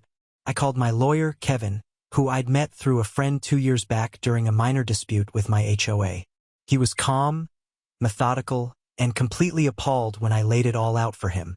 "Let me be blunt," he said on the phone. "This is fraud, plain and simple. Power of attorney does not grant someone the right to transfer property to themselves or another party unless it's explicitly authorized. Which, from what you're telling me, it absolutely wasn't." "It wasn't," I confirmed. "I gave her limited authority to manage my bills while I was overseas." "That's it. Then we're going to fight this," he said. "And we're going to win." I should have felt relief, but I didn't. Not yet. Instead, I felt empty. Because suing your own mother isn't exactly something you dream about as a kid. But then something strange happened. I started to rebuild. Not with grand declarations or fiery revenge plots. Just quietly, step by step. I took a leave from work, burned some unused vacation days, and added on a personal sabbatical. My boss understood. The company even offered legal assistance, which I declined for now, wanting to keep things personal. I moved into a short-term rental, small, furnished, not ideal, but mine. I joined a gym 2 blocks away. Started waking up at 6 a.m. and running even when I didn't feel like it. Ate eggs and black coffee for breakfast. Read books again, actual paper books, not PDFs or technical manuals. I stopped checking my phone so much. I turned off all alerts from my family. I reached out to old friends, went for drinks with a college buddy I hadn't seen in 5 years. We talked about nothing. Felt amazing. For the first time in a long time, I wasn't living in service of anyone else's expectations. And yet, even as I slowly pieced myself back together, the betrayal still echoed. I'd look in the mirror and see the ghost of that moment standing in my own hallway, realizing I'd been outmaneuvered by the people who raised me. Kevin kept me updated. He filed paperwork, froze the deed transfer, submitted a formal complaint against the notary who'd signed off on the fraudulent documents, and requested a temporary injunction to prevent the condo from being sold or refinanced while the case was under review. "They're not going to take it lying down," he warned me. "Be prepared for that." And sure enough, 2 weeks later, I got a call from Mom. I stared at the screen for a full minute before answering. "Hello." Her voice was brittle. "I got served," she said, her voice cracking. "Noah, how could you do this to us?" I almost laughed. "You didn't even give me a chance to explain. I told you it was temporary. You stole my home," I said, barely keeping my voice level. "You forged documents and gave them to Claire under false pretenses. And when you saw a better deal, you transferred it into your own name." "It wasn't like that." "It was," I said, "and you know it." There was a long silence on the other end. "I just didn't want her to suffer," Mom finally whispered. "And what about me?" I asked softer now. "Do I matter at all?" She didn't respond. That was my answer. I hung up, and this time I didn't cry. I didn't scream. I just sat on the edge of my bed, exhaled, and said to myself, "Never again." That night, I started planning the next phase. Because if they wanted to play games with property and paperwork, they had no idea who they were messing with. The thing about hitting rock bottom is that once you're there, you stop fearing the fall.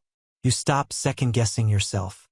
The hesitation, the guilt, the endless mental loops, they vanish. You stop wondering if you're being too harsh or if you're somehow the problem because you've already seen the truth. And once you've accepted the truth, that your own mother weaponized your trust and your sister gleefully played along, you start thinking differently, sharper, colder, like a blade being honed. That's where I was when I walked into Kevin's office the following Monday morning. I want to take it all back, I told him. But I also want to make sure they can never do this to anyone else. Not me. Not anyone. He leaned back in his chair, lacing his fingers. Good, he said, because you're not just suing for a property dispute anymore. You're going after power of attorney abuse, fraudulent transfer of title, and depending on what else we find, maybe more. I raised an eyebrow. What else? Kevin tapped his laptop, spinning it around to show me something I hadn't seen yet. A copy of a bank statement. Not mine, not Claire's. Mom's. This is a subpoenaed account history, he said. We served a request for financial disclosures since she used power of attorney to handle your assets while you were overseas. She was legally obligated to document everything she did with your funds. He clicked into the document and there it was. A $12,000 wire transfer from my emergency fund, an account she was authorized to monitor for bills and mortgage purposes, to her own personal checking account labeled Family Emergency. That wasn't in any of the ledgers she gave me when I came home, I said quietly. Kevin nodded. Because she didn't think you'd look that deep. But she's not careful. She moved money, changed ownership, and filed paperwork, all while thinking her status as your mother gave her immunity. He leaned forward. Let's take that illusion away. The setup began with documentation. Every transaction, every code access, every home surveillance file, every text message, voicemail, email, I compiled it all. The Smart Lock app had timestamps going back 6 months showing Claire entering and exiting the property dozens of times, long before the supposed emergency need arose. Even better, there was a strange uptick in access during late-night hours when the court documents claimed she was residing quietly with her mother due to spousal abuse concerns. That phrase had pissed me off more than anything. Not because I doubted Claire had marriage problems, but because she used such a serious issue as a prop, as a sympathy badge, and now she'd forged a legal trail to justify taking something that didn't belong to her. I brought everything to Kevin. He was already 3 steps ahead of me. She used a false address on her divorce filings, he said, showing me the paperwork. Claims your condo was gifted to her, but her name was never on your title. Not until the illegal transfer attempt. That's perjury. He leaned back, satisfied. She thought she could outsmart the court with a sleight of hand. Let's show the judge the other hand. Still, legal revenge wasn't the only thing I wanted. I wanted them to feel it, the betrayal, the disrespect, the arrogance of believing I'd roll over because I'm the strong one. So, I started laying the groundwork for something more personal. First, I reached out to the condo board. Claire had been using my condo as her personal crash pad.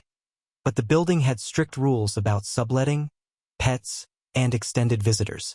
I compiled the noise complaints, pet incidents. Yes, she had secretly adopted a dog, and reports of smoking on the balcony, which was a fire code violation. I scheduled a private meeting with the HOA chair, an older gentleman named Roy, who'd been around longer than any of us. After reviewing the documents, Roy frowned deeply. She told us you'd authorized her to live there, he said. Even signed a statement on your behalf. She forged it, I said plainly. I never gave her permission. His face hardened. We'll take care of it. And just like that, Claire was about to have a rude awakening. Next, I visited the notary whose stamp was on the fraudulent deed. I didn't go in accusing him, just asked questions, pretending I was confirming some paperwork for my files. His nervousness gave him away before I'd even sat down. You're the original owner of the condo, he asked. I nodded. He rubbed his jaw. I remember your mom. She came in saying you were out of the country. She showed a power of attorney form. It looked legit, but I did feel weird about it. I leaned forward. Did you confirm her ID? Did you ask for mine? He shook his head. She said you couldn't be reached. And, well, it was a slow day. I let it slide. I didn't yell, didn't threaten, just smiled. You'll probably be getting a call from the court soon. I'd recommend having your documents in order. His face paled, and just like that, another domino wobbled. But the biggest part of the setup came from someone I hadn't spoken to in over a year, Matt, Claire's now ex-husband. I found him through a mutual friend, and after a couple awkward messages, we agreed to meet for coffee. He was thinner than I remembered, hair a little grayer, face more tired. But as soon as I sat down and told him what had happened, he laughed hard. Unbelievable, he said, sipping his espresso. Actually, no. Totally believable. That woman's got more nerve than 10 lawyers combined. You think she planned this while still married? He nodded. Probably. She was obsessed with winning. Divorce wasn't about freedom. It was about leverage.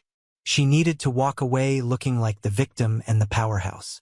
Having your place under her name, even temporarily, gave her an upper hand. She kept saying, "I'll show them I'm fine without him," over and over. I shook my head. And my mom helped her. Matt's expression turned serious. Your mom always treated Claire like porcelain. It used to creep me out. Like I'd make a joke at dinner, and your mom would jump in to defend her before I even finished the sentence. I nodded slowly. Matt leaned forward. You're doing the right thing, Noah. Don't let them gaslight you into thinking otherwise. They're a team, but a sloppy one. Before we parted ways, he sent me some old text threads between him and Claire from around the time of the condo switch. Messages like, "Mom says it'll be mine in a few months anyway, and he's too far away to do anything." I printed every one of them. They'd soon be evidence. The final piece of my plan came in the form of a quiet, humiliating reversal. I contacted the building manager and explained everything.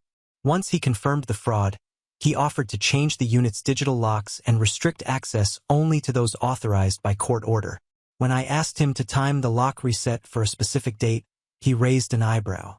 Why then? Because I want to be there when it happens, I said. I want to see her try to open the door. Revenge, huh? I didn't answer, just smiled. The same smile I wore that night Claire laughed in my living room. The same smile I wore when I learned about the forged deed. The same smile I'd wear when everything they built came crashing down. Because this wasn't just a lawsuit. This was the end of a pattern, and I was the one ending it. The day of the reversal was warm and bright. One of those painfully ordinary spring mornings where birds chirped a little too cheerfully, and the world just seemed to go on like nothing was wrong. Like it hadn't watched me get stabbed in the back by the very people I'd once called my family. I parked across the street from my condo complex around 10:15 a.m., sipping black coffee from a paper cup, sunglasses on, watching the building like a stakeout detective in a baseless drama. It was the first time I'd been back since I left the envelope in my hand and walked away from my own home. The plan was already in motion. Kevin had filed everything with precision. We'd obtained a court injunction halting any legal claims to the property and reversing the fraudulent deed transfers. Thanks to the overwhelming paper trail of forgeries, lies, and financial abuse, the court moved fast, faster than I expected. Power of attorney revoked, deed transfers voided, ownership restored to me. The smart lock was set to update at 10:30 a.m. sharp. The HOA was already notified. Security would be on standby just in case. All that was left was the show. At 10:27, I saw Claire's white SUV pull into the circular drive. She stepped out in a rush, phone clutched to her ear, sunglasses on, purse swinging from her shoulder like she was late for brunch.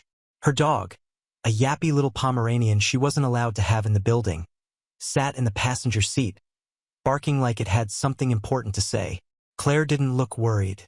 She looked busy, comfortable, like a woman who thought the world was still her stage. I watched as she strolled up to the front door, tapped in the access code like she'd done 100 times before, and froze.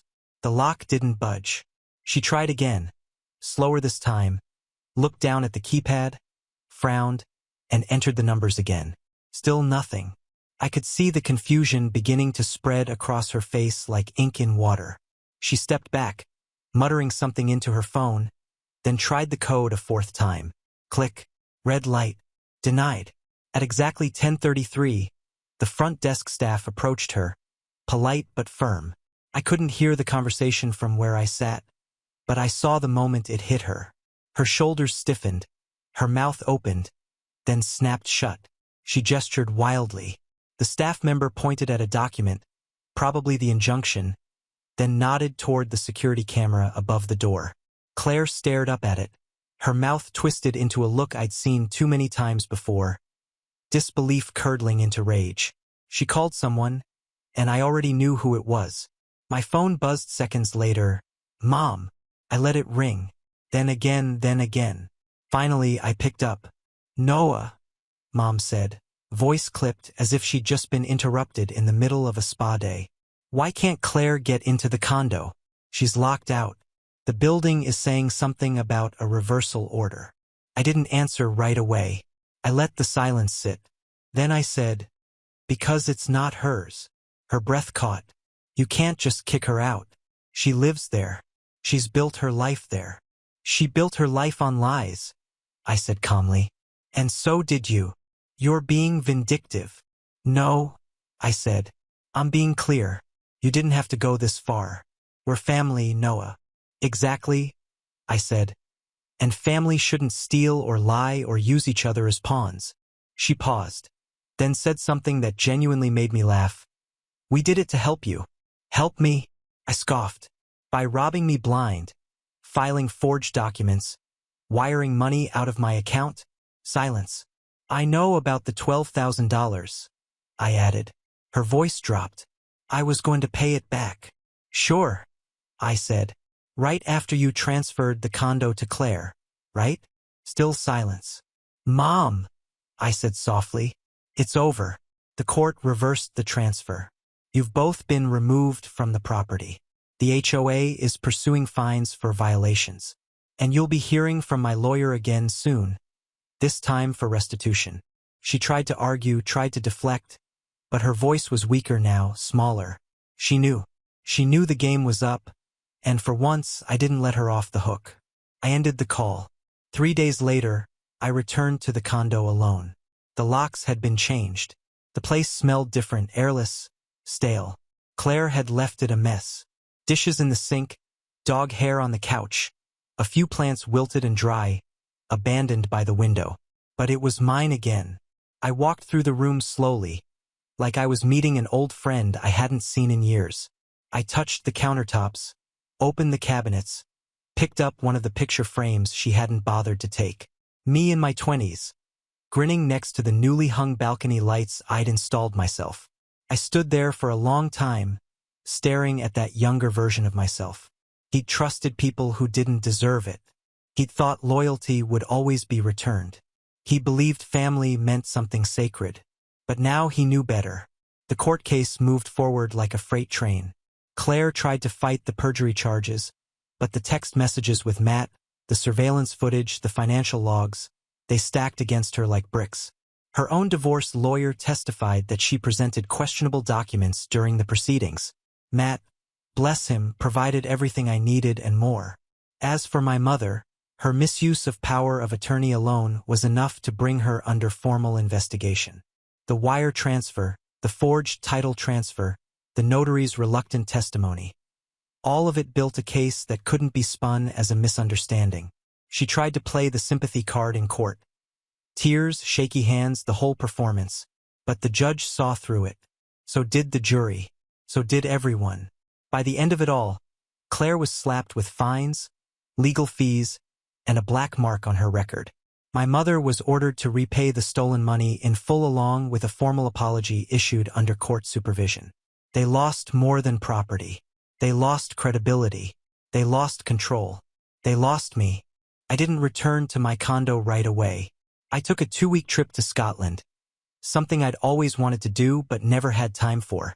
Hiked the Highlands, ate terrible gas station sandwiches, took Polaroids of foggy cliffs and ancient castles, let the wind scream through my jacket, and the silence settle into my bones. When I came back, I started fresh. I sold the condo, used the proceeds to buy a modest little house in a quieter part of town, one with a backyard, real sunlight, and no shared walls. I built a workshop in the garage, planted mint and rosemary in the garden, slept in peace. I blocked my mother's number. Claire tried to text a few times. Apologies, excuses, even you went too far. I never answered, because you can't heal in the same place that broke you. And sometimes the cleanest break is the one where you walk away and don't look back. In the end, I didn't burn bridges. I demolished them. Then I built something better where they used to stand. And that was the best revenge of all. Now on to the next story. Story 4. I never planned on keeping secrets from my dad, but sometimes silence is safer than honesty. My name's Ryan. I'm 35. And until recently, my parents thought I was still working at a mid-level IT job, barely scraping by. In reality, I was pulling in close to 700 grand a year from a software firm I co-founded 3 years ago. Not because I'm a genius, but because I got lucky. Right place, right algorithm.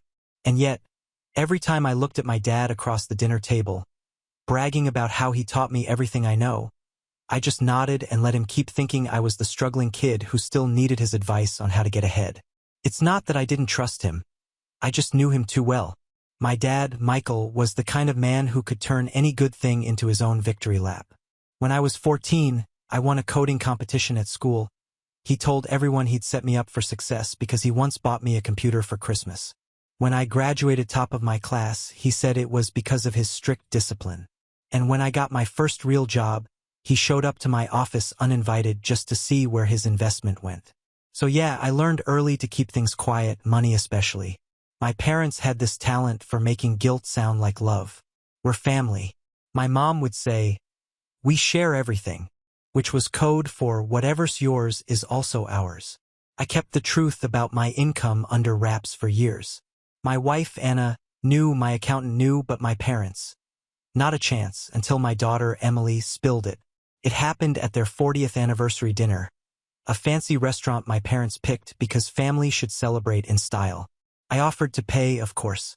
It was a small thing, and honestly, I wanted to do it. My parents had raised me.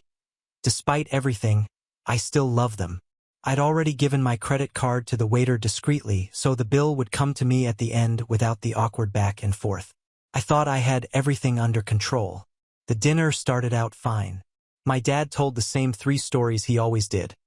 How he once saved his boss from firing him, how my mom was the prettiest girl at the dance, and how Ryan always looked up to me.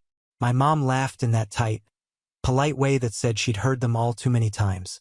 Anna squeezed my hand under the table. Emily, who's 12 and loves to talk, was chatting about her art club at school, and somehow the topic shifted to her dream room.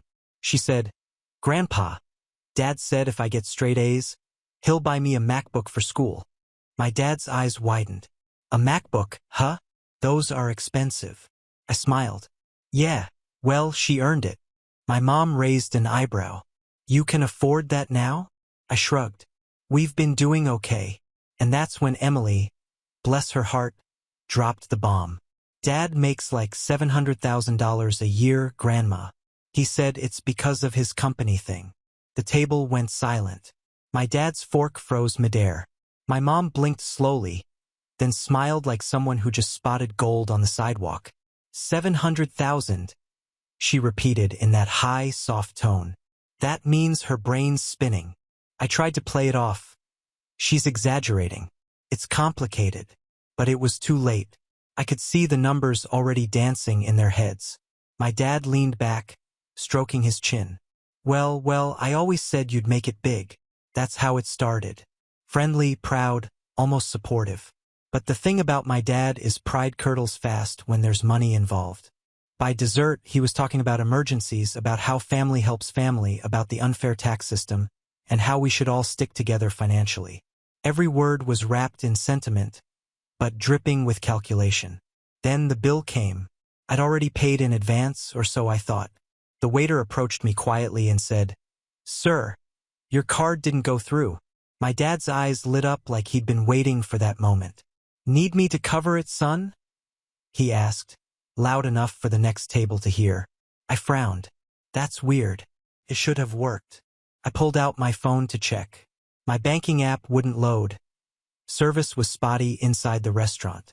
No worries, he said, all for concern. It happens. I'll just handle this one and you can sort me out later. He smiled as he said it, but there was something in his tone. A little too eager, a little too smug. I knew what was coming. The favor that always turns into a demand. When we got back to the parking lot, he pulled me aside. "Listen," he said quietly, glancing over his shoulder like he was sharing state secrets. "I had to make a payment earlier today. Nothing big, just an emergency thing for the house. I used your joint account, the one we set up years ago for family expenses." My stomach dropped. I'd forgotten that account even existed.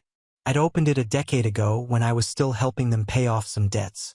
I thought it had a few hundred left in it, maybe 1,000. He kept talking.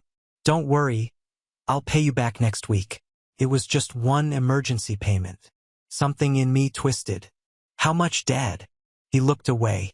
"Not much, just some house repairs. And your mother wanted to handle a few things. You'll see it on your statement." I didn't press further. Not there.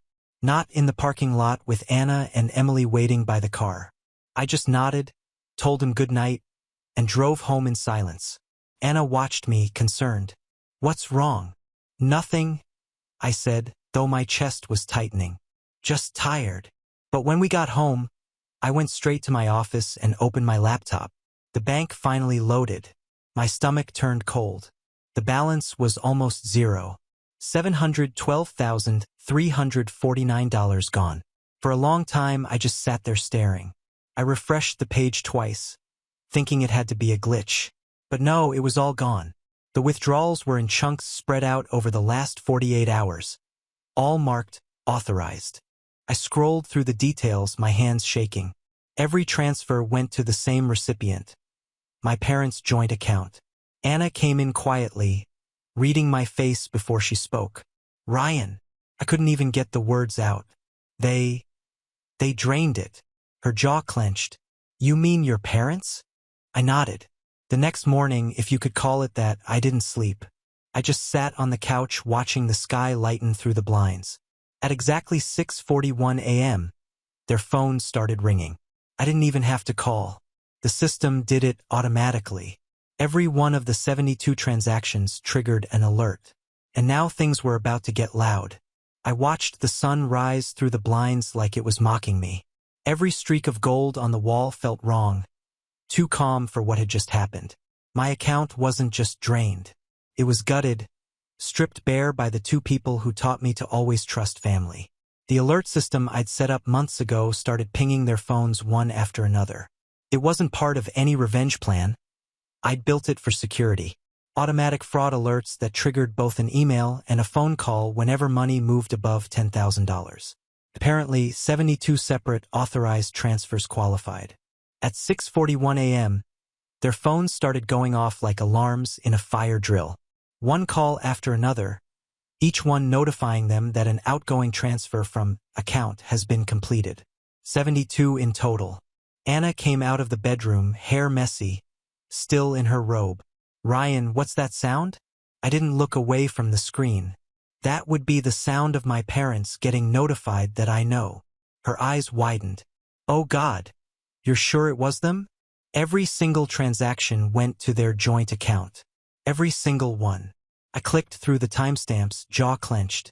The first transfer was at 3:09 p.m., right before dinner. The last one was around midnight.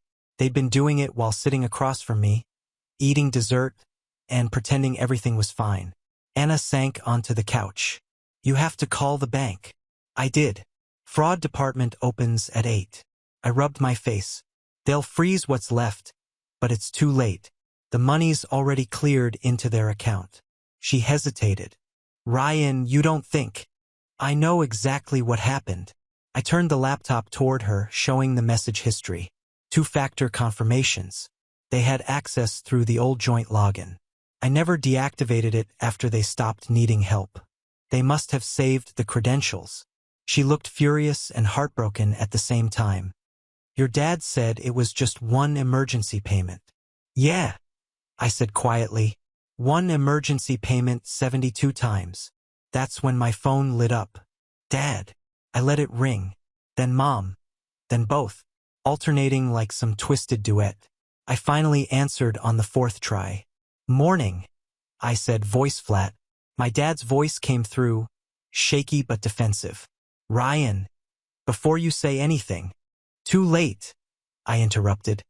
You emptied my account. We didn't empty it, he said quickly. We just borrowed some. We needed to make a few payments and some. I snapped. $712,000 isn't some. He sighed like I was the unreasonable one. You don't understand. The house, your mother's medical stuff, the anniversary trip. Things add up. We were going to pay you back once the refinance went through. Refinance, I repeated, incredulous. Dad, you live in the same house you've had for 20 years. What refinance? He hesitated, then lowered his voice. Ryan, you make more in a year than your mother and I did in our entire lives. You'll recover. We just needed help. I closed my eyes, pressing my thumb into the bridge of my nose. You stole from me. My mom's voice chimed in from the background, too loud and too cheerful. Oh, stop it, Ryan. You're making this sound ugly. We're still family, right? Still family. Those words hit like a slap. Family doesn't do this, I said quietly. Family shares, she corrected. You've been blessed and we've supported you your whole life. We just thought that you were entitled to everything I built. Silence. Then my dad spoke again, that patronizing calm creeping back into his tone. Son, you're overreacting. We only took what we needed. You're successful now. Don't let greed ruin your relationship with your parents. Greed. The irony almost made me laugh. Anna was watching me from the couch, whispering, hang up, Ryan. But I didn't. Not yet. I needed to hear it all. So I said, finally, you decided to reward yourselves for raising me. You're welcome, my mom said sweetly. That was it. I didn't yell. I didn't curse. I just hung up. They called again, then texted, then started sending voice messages, each one more desperate than the last. We'll fix it. We didn't mean to upset you. It was just money. You'll understand one day when Emily helps you out. That one hurt the most because deep down that was the core of it. They didn't see what they'd done as theft. They saw it as an unspoken rule being fulfilled. Parents take, children provide. By 9 a.m., I'd already been on the phone with the bank for 2 hours. The fraud team flagged the transactions, but because the transfers were authorized, it would take time. Maybe weeks, maybe months, and recovery wasn't guaranteed. Still, something in me had shifted. The anger was sharp, yes, but under it was something colder. Focused. I wasn't going to yell. I wasn't going to beg. I was going to teach them what family sharing really meant. When the bank call ended, I sat back in my chair and stared at the ceiling. Anna came up behind me, wrapping her arms around my shoulders. What are you thinking? She whispered. I turned to her slowly. That they made a mistake, I said. They thought taking from me meant I'd forgive them because of blood. But they forgot where that blood runs. She looked wary. Ryan. I smiled faintly. I'm not doing anything illegal. I'm just going to make them understand. Understand what? That money isn't the only thing they can lose. The rest of that day was quiet. Too quiet. My parents didn't call again until the afternoon, and this time it was my mom's number. I ignored it. By evening, a message popped up from an unknown contact. A realtor. Hi Ryan. Just confirming that the property transfer for Michael and Karen is being finalized this week. Please confirm your portion as cosigner. I stared at it. My portion, cosigner. Then it hit me. They were using my name, my credit, to transfer the title of their house. The refinance wasn't a lie. It was worse. They were selling the home, and they were using my identity to do it. I must have read that message a dozen times before it truly sank in. The realtor's words didn't even sound real, like some kind of bureaucratic hallucination. I hadn't signed anything since helping them with a minor refinance years ago, long before I ever made real money. That account was closed. The house was theirs. It was supposed to be untouchable, but if they still had my information from back then, I took a slow breath, then opened my old email archives. I typed mortgage into the search bar. Hundreds of messages appeared, but one thread caught my eye from 7 years ago when I'd helped them qualify for a low-interest home equity line. I'd been 28 and naive, still thinking helping family was a virtue. I'd scanned my ID, pay stubs, and tax forms and sent them directly to my mom's email. The thought made my stomach twist. I called the realtor immediately. "Hi," I said, trying to sound calm. "I got your message about Michael and Karen. Could you tell me exactly what documents you're referring to?" The woman on the other end hesitated. "Of course. We're finalizing the sale of their property on Westbrook Avenue. Mr. and Mrs. Collins provided your signature as a co-signer for title clearance. Is that not correct?" My pulse spiked. "No, it's not." "Oh," she said, her tone instantly nervous. "I see. Then we may need to verify some things. Could you confirm your birth date?" I cut her off. "Don't process anything else. Not one document. You're about to commit fraud, and I suggest you stop now before it gets ugly." She stammered an apology and promised to escalate it to her legal department. I thanked her, hung up, and sat there staring at nothing. My fingers were trembling. Anna came in with 2 mugs of coffee, setting one beside me. "You look like you've seen a ghost." "They're selling the house," I said, "and they used my name to do it." She froze mid-step. "They forged your signature?" "Most likely. They've got copies of my old ID, my social security number, everything from years ago."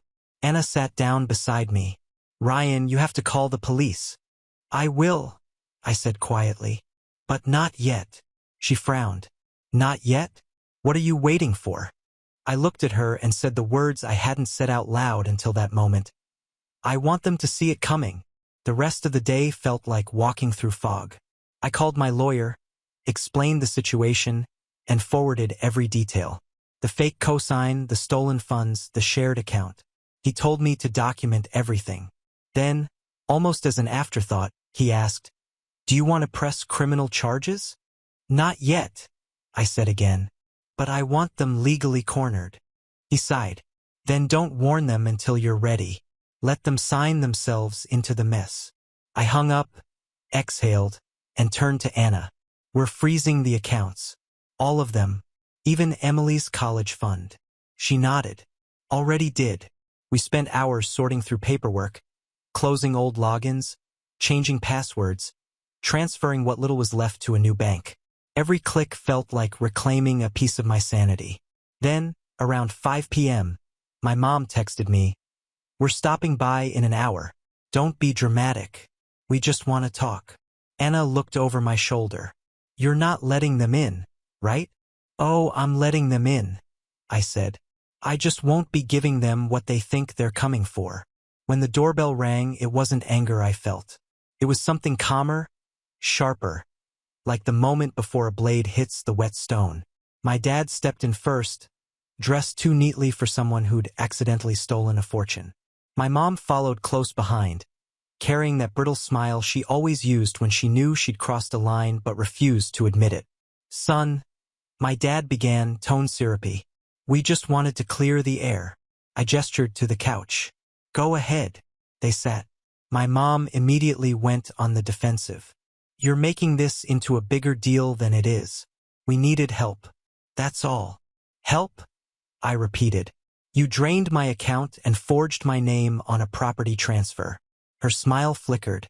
"Now, don't use words like forged. We didn't forge anything. We just reused what we already had. It's not like we were strangers." My dad folded his arms. "You're blowing this out of proportion. You've been doing well, Ryan. You said yourself you wanted to take care of us." "I said I'd help," I corrected. "Not bankroll your lives or bail you out of whatever you've gotten yourselves into." He scoffed. "You've changed." "No," I said quietly. "You just never noticed who I was becoming." Silence. My mom shifted uncomfortably. "So what happens now?" I looked her dead in the eye. "Now nothing. You keep your house. You keep your emergency payment. You even keep pretending you didn't do anything wrong." Relief flashed across her face. "Too soon." But I continued. "By tomorrow, the bank will contact you. They'll freeze your assets until they verify the origin of the $712,000. The title company already knows about the forged documents. And if you try to move a single cent, you'll trigger an audit that'll make your last tax season look like a picnic. My dad's mouth fell open. Why, you reported us? I didn't have to, I said. Your own actions did that for you. He stood up, voice rising. You can't do this to your own parents. I leaned back in my chair. You did this to yourselves. He glared down at me, face red, veins standing out on his neck. You're destroying your family over money. That word again. Family. Like it was a weapon. I smiled faintly. No, Dad. I'm destroying the illusion that this was ever a family. My mom's voice cracked. Ryan, please. You're angry. We can fix this. We'll pay you back. With what? I asked. You already tried to sell your house under my name. The room went dead silent. My dad looked at her sharply. You what? She froze. The color drained from her face. It was just supposed to be temporary, Michael. Until we... He turned on her, furious. You told me the refinance was cleared, that it was just paperwork. I stood slowly, letting them unravel right there in front of me. It was almost surreal. The two of them turning on each other for the first time in my life. Anna appeared in the hallway, arms crossed. She didn't say a word. She didn't have to. My mom was crying now. My dad was pacing. The perfect couple unraveling in their designer clothes. Their borrowed dignity slipping like loose thread. I could have kicked them out then. I could have screamed or called the cops right there. But something in me wanted them to stew, to sit in the reality they'd built. So I just said, you should go. I'll let the investigators handle the rest. My dad's eyes went cold. You'll regret this. Maybe, I said, but I'll still have my integrity. They left.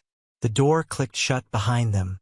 For a long time, I didn't move, just listened to the quiet hum of the refrigerator and the faint ticking of the kitchen clock. Anna came up behind me, resting her hand on my shoulder. You think they'll actually stop? I shook my head. No, they'll try something else. They always do.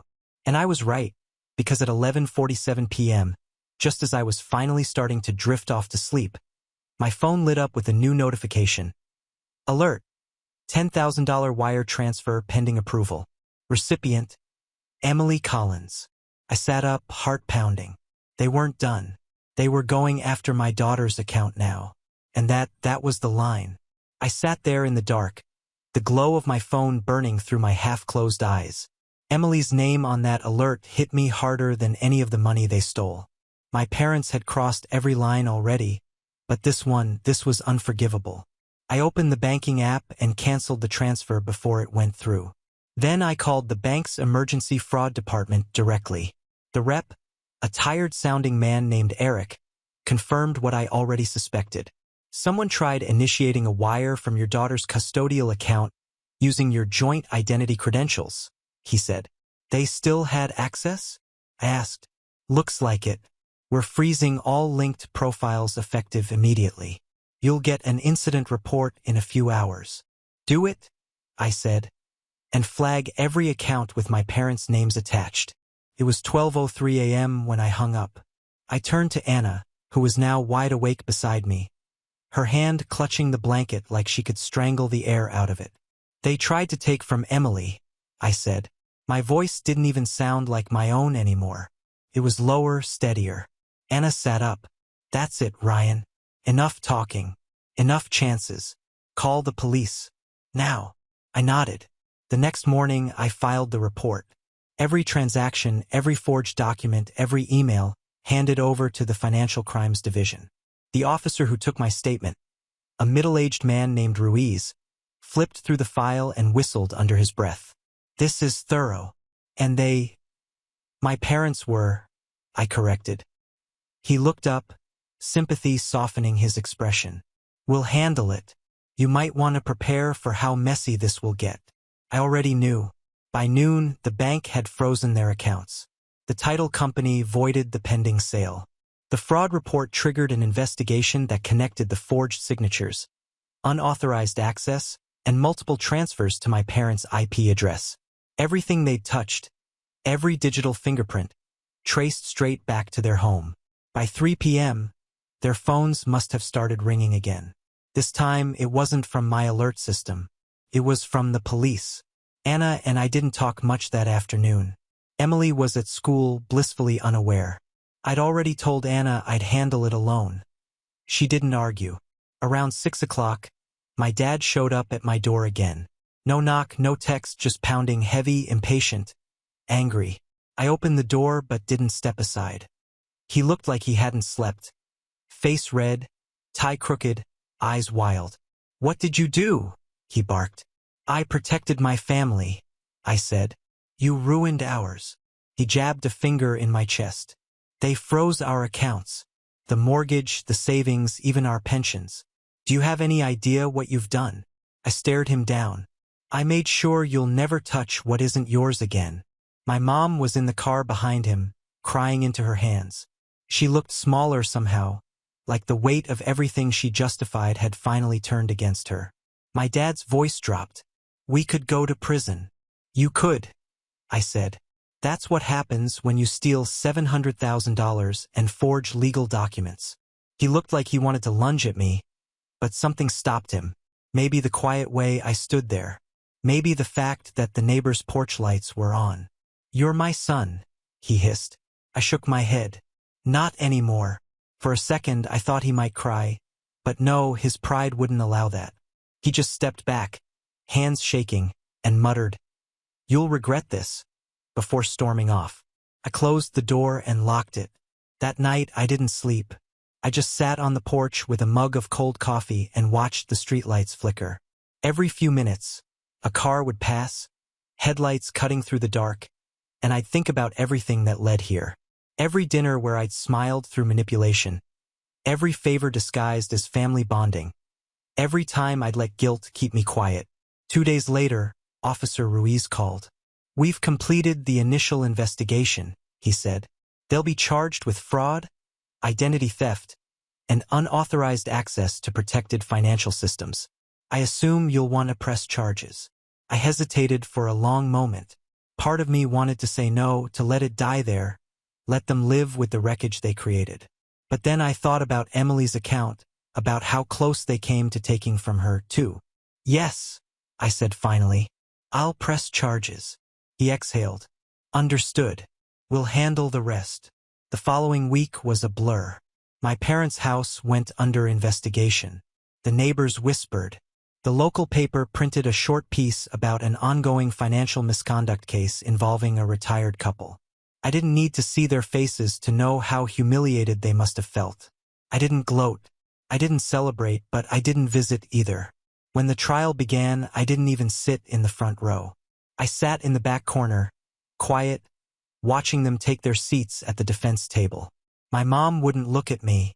My dad did once, and for a brief second, I saw something behind his glare. Not anger, not guilt, just emptiness, like he'd finally realized what he destroyed. The judge was patient but firm. The evidence was undeniable. They pleaded guilty to avoid a longer sentence. My dad got 3 years. My mom got 2 plus restitution. When the verdict was read, I didn't feel triumph. Just a strange, heavy calm. Months passed. I rebuilt what I could. The money trickled back slowly through insurance and recovery. But it wasn't about that anymore. It was about peace. The kind that doesn't depend on anyone else's approval. One evening, almost a year later, I was sitting on the back deck with Anna and Emily. The air was warm, the sky orange and fading into pink. Emily was drawing something in her sketchbook, a picture of our family. Just the 3 of us. She held it up proudly. "Do you like it, Dad?" I smiled. "I love it." Anna reached over and squeezed my hand. "You did the right thing," she whispered. "I know," I said quietly. It just took me 35 years to learn what family really means. I never saw my parents again after their sentencing. But sometimes when I check my accounts or sit down for dinner, I still think about that night at the restaurant, about my dad's whisper. It was just one emergency payment. He was wrong. That payment wasn't an emergency. It was a test. And for once in my life, I didn't fail. Now on to the next story. Story 5. My name's Evan and I'm 31 years old. I don't consider myself flashy or the kind of guy who demands attention. I've always been the type to show up, help where I can, and stay out of the way. I'm not rich by any means, but I've done well for myself over the last few years, quietly built up a freelance business, lived modestly, and saved like my life depended on it. So, when my younger brother Ryan announced he was getting married, I thought, okay, time to show up for family. I didn't expect to be celebrated or even particularly appreciated, but I never expected to be treated like some unwanted afterthought either. The thing about Ryan is he's always been the golden child.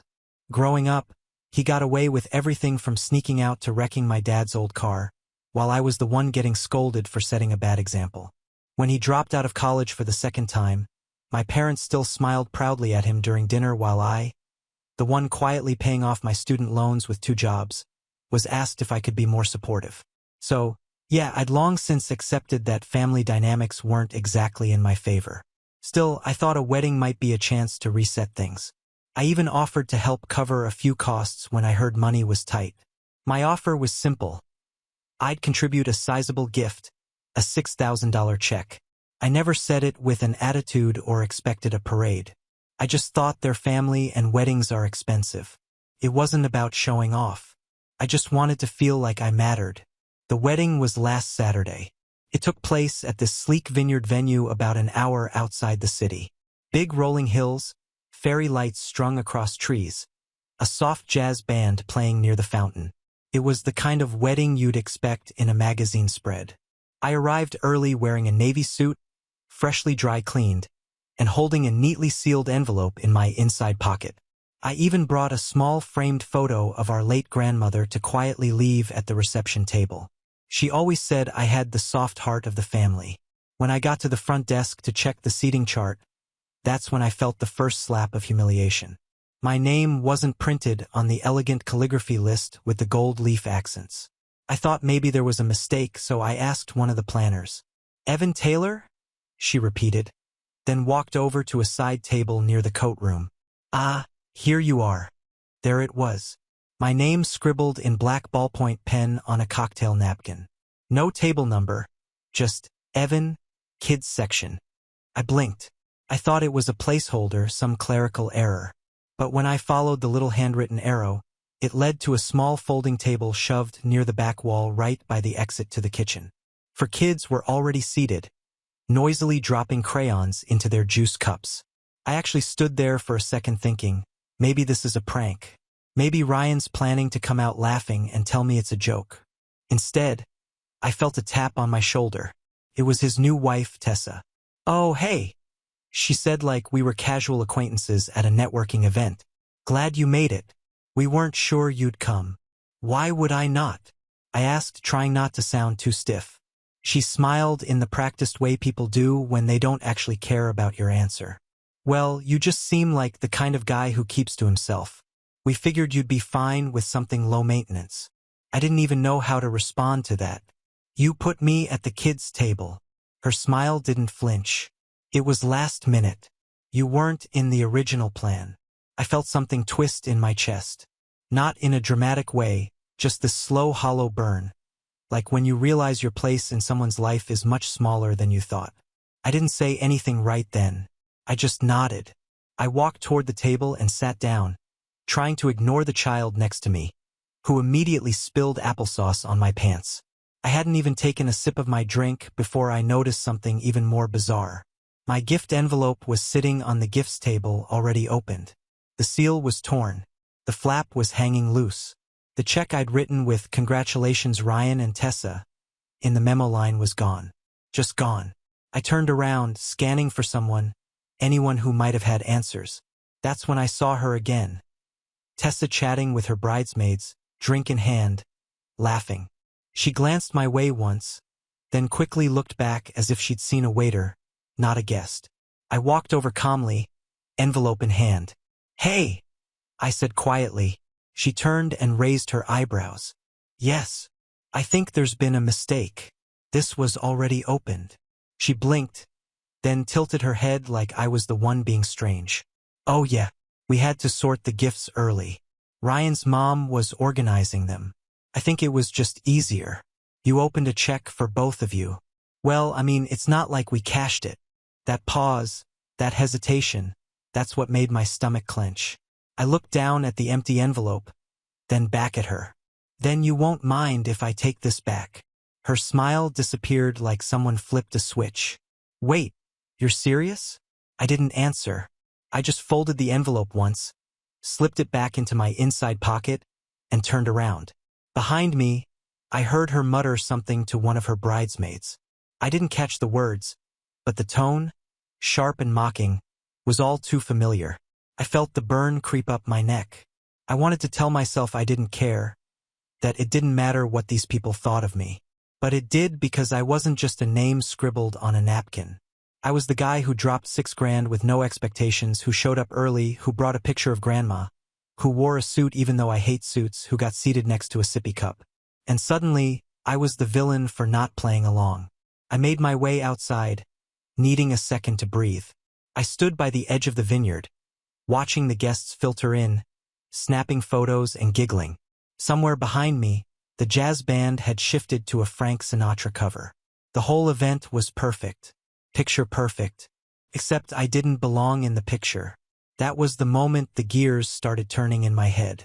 I hadn't even reached the halfway point of this evening, and I already knew I wasn't done. Not by a long shot, and neither were they.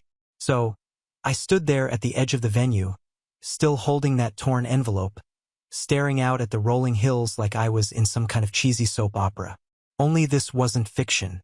This was me, Evan, getting treated like an afterthought by people who hadn't earned the right to smile at my generosity, let alone mock it. I didn't go back inside right away. I let the soft murmur of the crowd and the clinking of glasses drift over me. I could hear bits and pieces of conversation. Someone complaining about the hors d'oeuvres being too artsy.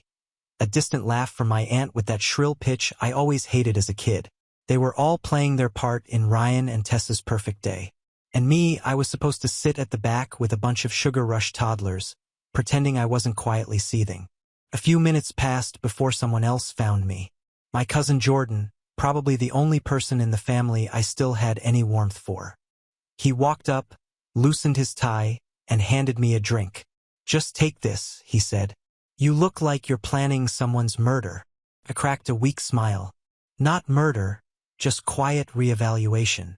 He looked down at my hand and saw the envelope. He raised an eyebrow. "Wait, did they seriously open it already?" I nodded slowly. "And stuck you at the kids' table?" I nodded again. He let out a low whistle. "Damn, they really went all out, huh?" Jordan didn't try to defend them. That's why I liked him. He didn't hit me with the classic, "It's their big day," or maybe cut them some slack, or some half-baked excuse about limited seating. He just stood there beside me, sipping his drink and letting the silence speak for itself.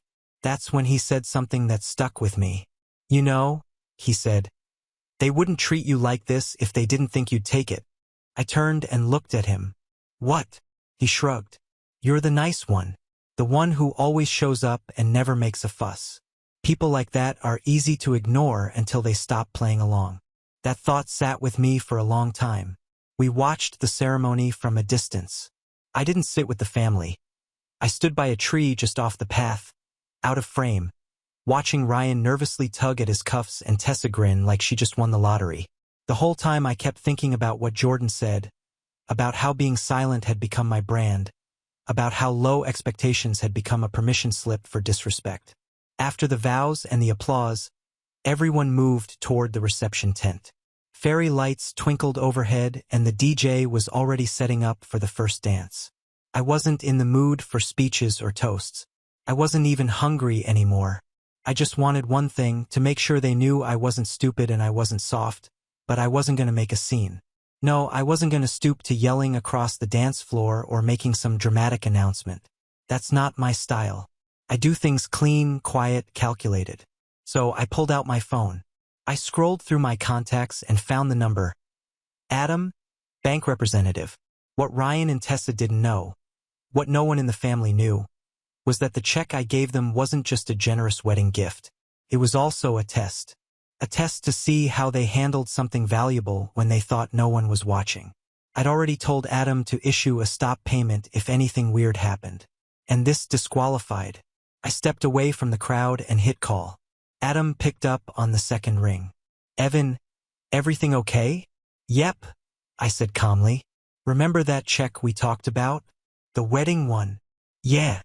Go ahead and kill it. There was a pause. You sure? It was a big one. Completely. He didn't ask why. He didn't need to. Done, he said.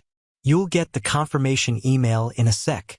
I hung up and slipped the phone back into my pocket just as Ryan walked by, holding a glass of champagne and nodding at guests like he was some local politician. He hadn't even spoken to me yet. Not once since I arrived. No handshake. No hug. No hey, thanks for coming. Just a subtle shoulder check as he passed like I was part of the scenery. I watched him laugh with a group of friends from his gym, guys who probably didn't even know my name. And I thought about all the times I'd covered his share of the rent when we were younger. All the times I'd picked him up from a party because he was too drunk to drive.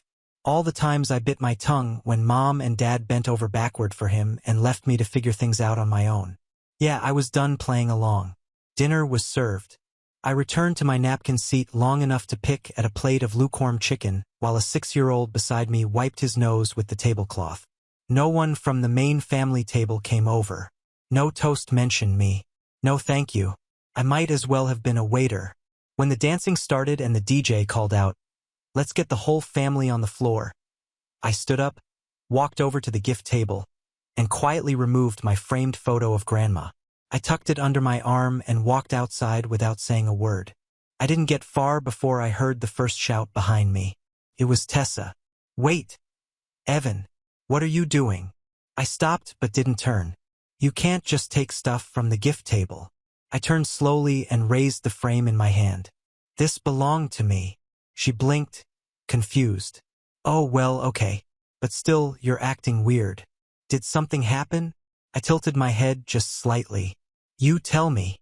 Her expression shifted just enough to show she knew exactly what I meant. Then she tried to fake laugh her way through it. Come on, don't be sensitive. The table thing was just logistics. And your gift was so generous. We already deposited it. No, I said quietly, cutting her off. You didn't. She blinked. What? I canceled it. Her smile collapsed into something small and twitchy.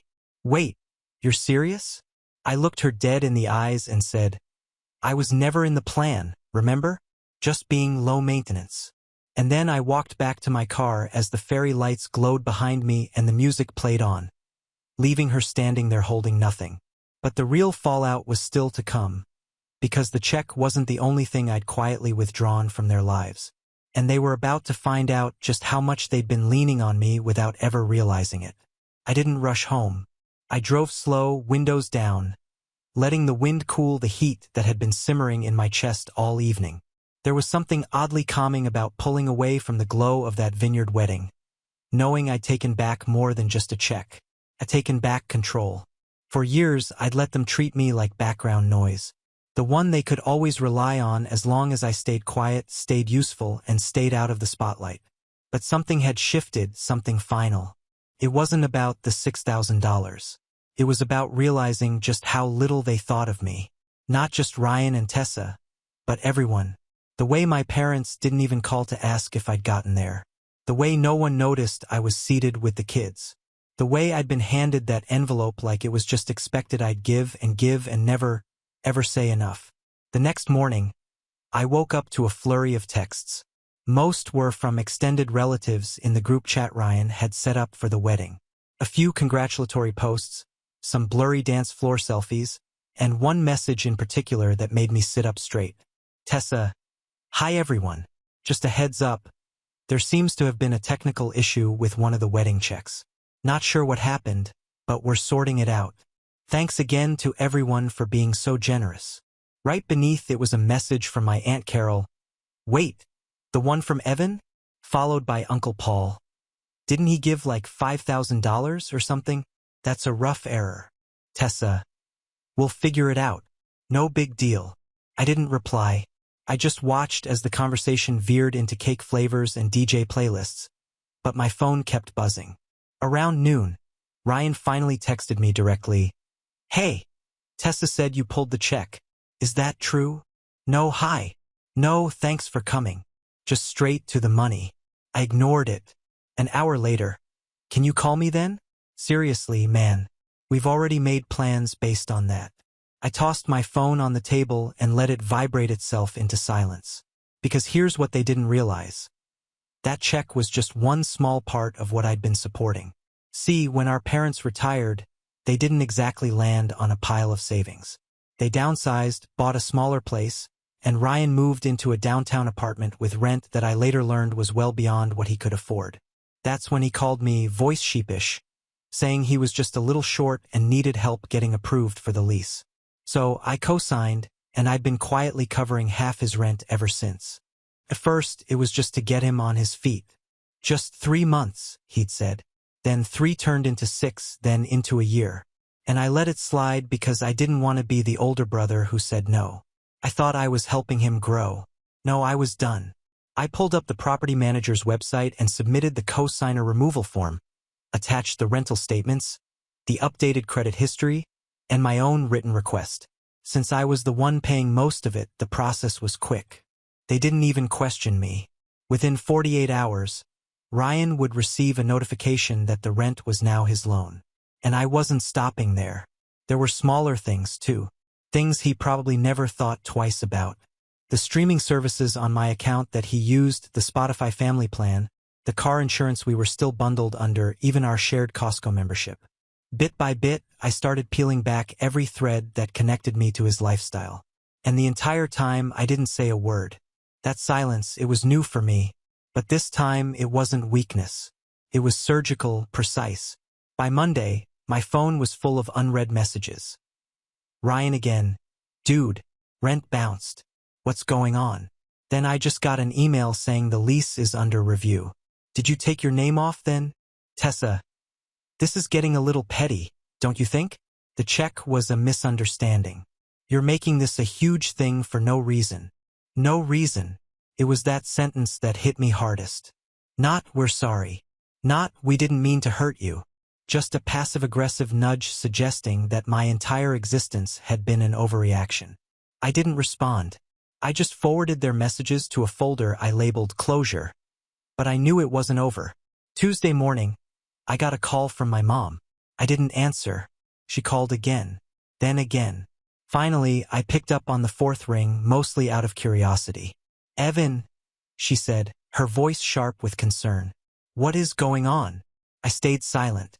Ryan just called us in a panic, she continued. He said you're pulling financial support. What happened at the wedding? What happened? I said calmly. Was you raised 2 sons and only one of them ever learned how to stand on his own? She paused. Evan, that's cruel. You know Ryan has had a hard time. And Tessa was probably just nervous hosting all those people. I'm sure she didn't mean to offend you. She scribbled my name on a napkin and sat me with a 6-year-old, I said flatly. And she opened my gift before I even arrived. Still, my mom said, her voice tightening, don't you think you're being a bit extreme? Ryan is your brother. And I've been his wallet for the last 3 years, I said. He didn't even say thank you. Not once. There was another long pause. I just wish you wouldn't make things harder than they need to be. I let out a dry laugh. You mean like not being the guy who pays for everything in the background while getting treated like a ghost at my own brother's wedding? Evan, she said. But her voice was softer now, less indignant. I didn't know any of that. If I had. You didn't ask, I interrupted. None of you ever asked. She didn't speak again. I could hear the silence stretching between us like a fraying wire. Eventually, I said, I'm not doing this anymore, Mom. Not the quiet support. Not the guilt trips. I didn't go nuclear. I just stopped helping. I understand, she whispered. Whether she meant it or not, I couldn't tell. When I hung up, I didn't feel angry. I didn't feel victorious either. I just felt clear, like I'd finally taken the weight off a part of me that had been sagging for years. But that clarity wouldn't last long, because 2 days later, Tessa showed up at my office uninvited, and her expression said everything. She wasn't here to apologize. She was here to fix me. She walked into the lobby of my office building like she owned the place. Heels clicking against the tile, hair perfectly styled, a blazer that probably cost half my old monthly rent. The receptionist, Lacey, looked over at me wide-eyed and mouthed, "Is that her?" I just nodded once and stood up. "Mr. Taylor," Tessa said, her voice too sweet for a woman who days ago had grinned while sticking me next to a pack of toddlers like I was the entertainment. "Do you have a second?" I let her into the small conference room we sometimes used for client meetings. Glass walls, no privacy, but that was fine. I had nothing to hide. She sat down across from me, resting her expensive-looking purse on the table like it was made of glass. "First of all," she said, "I just want to clear the air. I think this whole thing got out of hand, and I'd like to resolve it for everyone's sake." I stayed quiet, just folded my arms and waited. She smiled like a kindergarten teacher explaining sharing to a stubborn child. "I think we both know that you're hurt. I get that the seating arrangement wasn't ideal. But weddings are complicated and sometimes things fall through the cracks. You weren't forgotten. You were just late in the planning process." I leaned forward slightly. "You put my name on a napkin, Tessa." She didn't flinch. "It was an honest mistake. And you opened my gift before the wedding started." "That was your mother's idea," she snapped. "She wanted to make sure everything was organized. Don't put that on me." "Oh, so it's her fault now?" Tessa's tone shifted just slightly. "I'm not here to fight. I'm here because Ryan is stressed out of his mind. Rent bounced. Creditors are calling. His insurance lapsed. It's like you've yanked the rug out from under him with no warning." "I gave him years of warning," I said. "You just didn't take it seriously." Her eyes narrowed. "You're punishing him for being the favorite son. That's what this is really about." I blinked at her slowly. "Punishing him?" I echoed. "You and I must live in very different realities." "Oh, come on, Evan," she said, crossing her legs and exhaling hard. "You don't need that money. You live alone, no kids, no spouse. You work remote. You don't even have a mortgage. What exactly are you doing with all that cash? Saving it just to prove a point." And there it was. The mask slipped just for a second. That entitled tilt to the chin. That cold calculation in her tone. It wasn't about fixing things. It was about control. I gave a slow, humorless chuckle. "You think I owe you? That I'm some background donor in your picture-perfect life? That because I'm quiet? Because I don't complain? That I'm your financial plan? That I'm the fallback guy when Ryan overextends and your Instagram aesthetic needs maintaining?" Her smile faltered. I kept going. "You opened my gift before I even walked into the wedding. You placed me next to a child who blew his nose into the tablecloth. You didn't speak to me once all night unless it was about money. And now, because your safety net has a spine, you show up in my office trying to spin it as a misunderstanding." Tessa stared at me. For once, she didn't have a comeback. "You married Ryan," I said, my voice steady. "Which means you married his debts, his habits, and his entitlement. Good luck with that. But I'm done funding it. I'm not your low-maintenance donor. I'm your brother-in-law, and now I'm just a ghost." She stood, slow and deliberate. "You'll regret this." I tilted my head. "Only if I forget why I started." She left without another word. The fallout came quickly. Ryan called me later that night. No more passive-aggressive texts. This time it was raw. Angry. "You humiliated me," he shouted into the phone. "You ambushed us. You made me look like a fool in front of our entire family." "I didn't make you do anything," I replied calmly. "You did that to yourself. All I did was stop letting you use me." "We're brothers, Evan," he snapped. "You think family just cuts each other off because of one bad night?" I paused. "It wasn't one night. It was years of being invisible until you needed something. Years of being the guy who cleaned up your messes, co-signed your leases, funded your lifestyle. And the first time I needed a seat at the table, you gave me a napkin. You're overreacting." "No," I said. "I'm reacting appropriately for the first time in my life." He hung up. I expected blowback from the family. I braced myself for it, and it came in waves. My dad called to say I was being dramatic. My mom begged me to apologize and be the bigger person. Even my uncle chimed in with a long-winded voicemail about how family should move past grudges and misunderstandings. But none of them asked me how I felt. Not once. No one said, "Are you okay?" Or, "Did that hurt you?" Or even, "We're sorry we didn't notice." It was always, "Fix this," or "Let it go," or "Don't destroy the family over money." So, I sent one message, one group text. This isn't about money. It's about respect. I've been giving and giving for years, and I've finally realized I was only ever appreciated for what I could offer, not who I am. I'm stepping back, not out of spite, but out of self-respect. I wish you all well, but I'm done being the ghost at your table. And then I left the group, blocked a few numbers, silenced the rest. For the first few days, it was hard. Silence feels heavy when you're used to being the quiet supporter in a loud room. But slowly, something started to shift. I felt lighter. I started sleeping better. My work improved. I reconnected with old friends. I even took a weekend trip to the mountains, something I'd always put off because there was always someone in the family who needed me more. Weeks passed, then a month, and slowly the noise faded. No more calls, no more guilt trips, no more napkin placements. Then one day, Jordan texted me out of the blue. "Guess who's selling their designer couch on Facebook Marketplace?" I laughed out loud. And it wasn't bitter. It wasn't smug. It was just freeing. I never went back to that family dynamic. I never resumed the payments. I never attended another holiday where I was just the background ATM. And I never again let myself be treated like I didn't belong. Especially not by people who only noticed me when my wallet showed up before I did. Because here's what I learned. Respect isn't something you earn by being quiet and helpful. It's something you demand by walking away when it's denied. And sometimes the cleanest revenge isn't loud.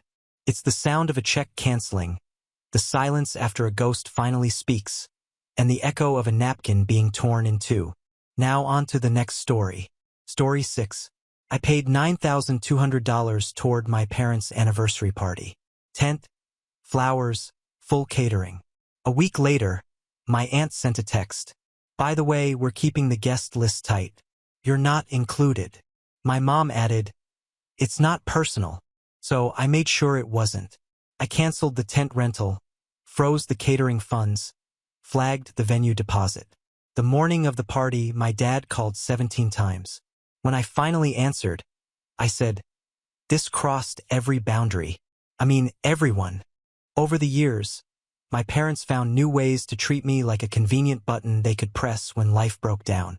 A little handyman, tech support, and walking bank account all wrapped up in one polite, well-meaning son. I never made a scene, never pushed back. Even when I felt like I was being used, I just swallowed it. Convinced myself they didn't realize how lopsided things were. But this time, this wasn't something you accidentally do to someone. I spent $9,200 on their anniversary. That's not pocket change. That's not a careless favor. That was careful planning, long nights comparing vendors, calling around for specialty items. I did it because no one else would. My siblings went ghost the second the idea of chipping in came up. My sister sent a text that said, "Ugh, money's tight right now. Mortgage and all." My brother said he'd see what he could do, which we all knew meant absolutely nothing. So I stepped in. Like always, I booked the tent, White High Peak, the one my mom had shown me in a Pinterest photo a year ago. I got a hold of a catering company that offered custom meal plans and agreed to accommodate my dad's annoying list of dietary preferences. I even hunted down a florist who could source blue orchids because he mentioned once in passing that they reminded him of his late grandmother. I took time off work to arrange meetings, negotiate prices, and send deposits. I didn't expect a medal. I just figured I'd be part of the celebration. 1 week before the event, I got a text from my aunt. Just 10 words. "By the way, we're keeping the guest list tight. You're not included." No context, no explanation, just a gut punch out of nowhere. I stared at the screen like it was in another language. I honestly thought it was a mistake. I waited for a correction, maybe a "oh, wrong person." But then my mom chimed in a few minutes later with something even worse. "It's not personal. We're just trying to keep it intimate. Hope you understand. That line broke something in me. It's not personal. How many times had I heard that from them? When they forgot to call on my birthday. When they invited my sister's boyfriend of 2 months on a family trip, but didn't think I'd want to come. When they only remembered I existed if someone needed help with a tax return or their garage door opener stopped working. I didn't text back. I didn't ask for clarity. I opened my laptop and started making phone calls. Tent rental. Cancelable until 48 hours before the event. Gone. Catering. I'd paid through a service that offered dispute resolution and fund freezing. Paused. The venue deposit. I flagged the payment. Cited a major change in event terms. The florist had already ordered, so I took the hit there. That was fine. I was done bleeding for people who didn't see me as anything but a tool. The morning of the party, my phone rang 17 times. My dad, then my mom, then my aunt, then back to my dad again, over and over. Finally, on the 18th call, I picked up. He said, "Peter, what the hell happened?" I said, "It's not personal." Then I hung up. It was quiet after that. Dead quiet. I sat at home that night, no regrets, just clarity. This wasn't a heat-of-the-moment move. This had been building for years. They thought they could keep treating me like a vending machine that also fixed toilets and showed up with blue orchids. Not anymore. I didn't expect gratitude. I didn't even expect an apology. But I thought maybe they'd at least reflect. Maybe they'd realize how insane it was to exclude the person who paid for the party. But no, of course not. They went silent. The day after the canceled party, nothing. No calls, no texts. Day 2, same thing. On the 3rd day, I saw it. My sister reposted a few photos someone else had taken. Probably my cousin Amanda, the only one in the family who uses Instagram like a food blog. I clicked through them with a sort of detached curiosity. No tent, obviously. The backyard looked empty and exposed. They dragged out a few mismatched chairs from the garage, a folding table for snacks, and a cooler sitting on the grass. I recognized the flowers on the table, cheap carnations from the supermarket down the road. Not even arranged, just stuffed into a glass pitcher like someone gave up halfway through. My dad stood in the background of one shot with his arms crossed, looking miserable. My mom posed for a photo with 2 of her sisters, eyes puffy, makeup a little uneven. They still tried to smile. The caption said, "A beautiful celebration for 2 beautiful people." I don't know what hit me harder, the awkward sadness of it all or the fact that none of them had the decency to reach out and admit what they did. It wasn't until the 5th day that I got a text from my mom. Just 3 words. "Can we talk?" No explanation, no acknowledgement, just that. I didn't reply. On the 6th day, my aunt took her turn. This one was longer. A wall of text that started with, "I don't usually get involved in drama," and ended with, "I hope one day you grow out of this selfish phase." Selfish. That was rich. I'd been covering things for them for years. You know how many birthdays I paid for? How many surprise gifts I helped organize for my siblings because my parents didn't know what to buy. I even paid off a $2,800 roof repair last fall when my dad casually mentioned it during dinner, then looked at me for 5 seconds too long. They had taken my support for granted for so long that the idea of not having it felt like betrayal to them. Then my sister called. That was the moment I knew they were starting to panic. She jumped in like she was doing PR damage control. Said things got a little chaotic planning the party, that maybe they should have handled it differently, but I shouldn't have overreacted. According to her, I made everyone uncomfortable and humiliated our parents. That was her actual phrase. I asked her a simple question. If I hadn't frozen the funds, how many people do you think would have said thank you at the party? She didn't respond right away. Then she said something about how it was never about the money. That's when I knew they'd never get it. To them, I wasn't family. I was an employee. They didn't have to pay. So I made a quiet decision. I was done. Done showing up for the people who only called when they were overwhelmed or in over their heads. Done offering help just to be erased from the moments that mattered. Done being useful while they pretended I was optional. The next time their internet stopped working, let them call Comcast. When the garage door jammed, they could Google it. I wasn't the family handyman anymore. I wasn't the ATM. I was done being polite about being exploited. And I had a feeling they were going to find out what that actually meant. 2 weeks of silence. That had never happened before. Not with my family. Usually after a fight or some passive-aggressive cold shoulder from one of them, I'd cave. I always did. I'd call, apologize without saying the word, help them with whatever they were hinting at, and pretend nothing happened. That's how things worked in my family. Sweep it under the rug and keep moving. But this time I didn't move. I stayed still and watched, and it didn't take long for things to fall apart. The first crack came in the form of a text from my brother. Yo, not sure if you heard, but Mom's kitchen sink is acting up. Water everywhere. Like it was a casual update. Like maybe I'd want to drive 2 hours on a Saturday and get under their sink with a wrench. I ignored it. A day later, my mom reached out. Hi, Peter. The kitchen sink's leaking again. Not a big deal, but if you have a moment. I stared at it for a while before responding. Then I sent 4 words. Call a plumber. Good luck. She replied almost immediately. They're charging $350 just to look at it. Can you believe that? I didn't respond. Couple more days went by. Then came a photo from my dad. Mold forming under the sink, the kind that spreads fast. He didn't say anything else. Just sent a photo like I'd see it and spring into action. I didn't. Instead, I sat on my couch and watched a movie. I ordered takeout. I even started sketching plans for a small bookshelf I'd wanted to build. For the first time in a long time, my evening was mine. That's when it started snowballing. The garage door stopped working. The printer wouldn't connect to Wi-Fi. Their microwave made a strange sound. Every 2 or 3 days I'd get a new text. Do you know anything about this? Or still have that tool you used on our gutters? They never said sorry. Never said they were wrong. Just assumed I'd pick up where I left off. And I didn't. Not once. Funny thing, my life got better. I had more time, more energy. I picked up woodworking. I joined a gym. I stopped waiting for my phone to light up with some minor family emergency disguised as a catching-up call. Then one night around 10 o'clock, I got a voicemail from my mom.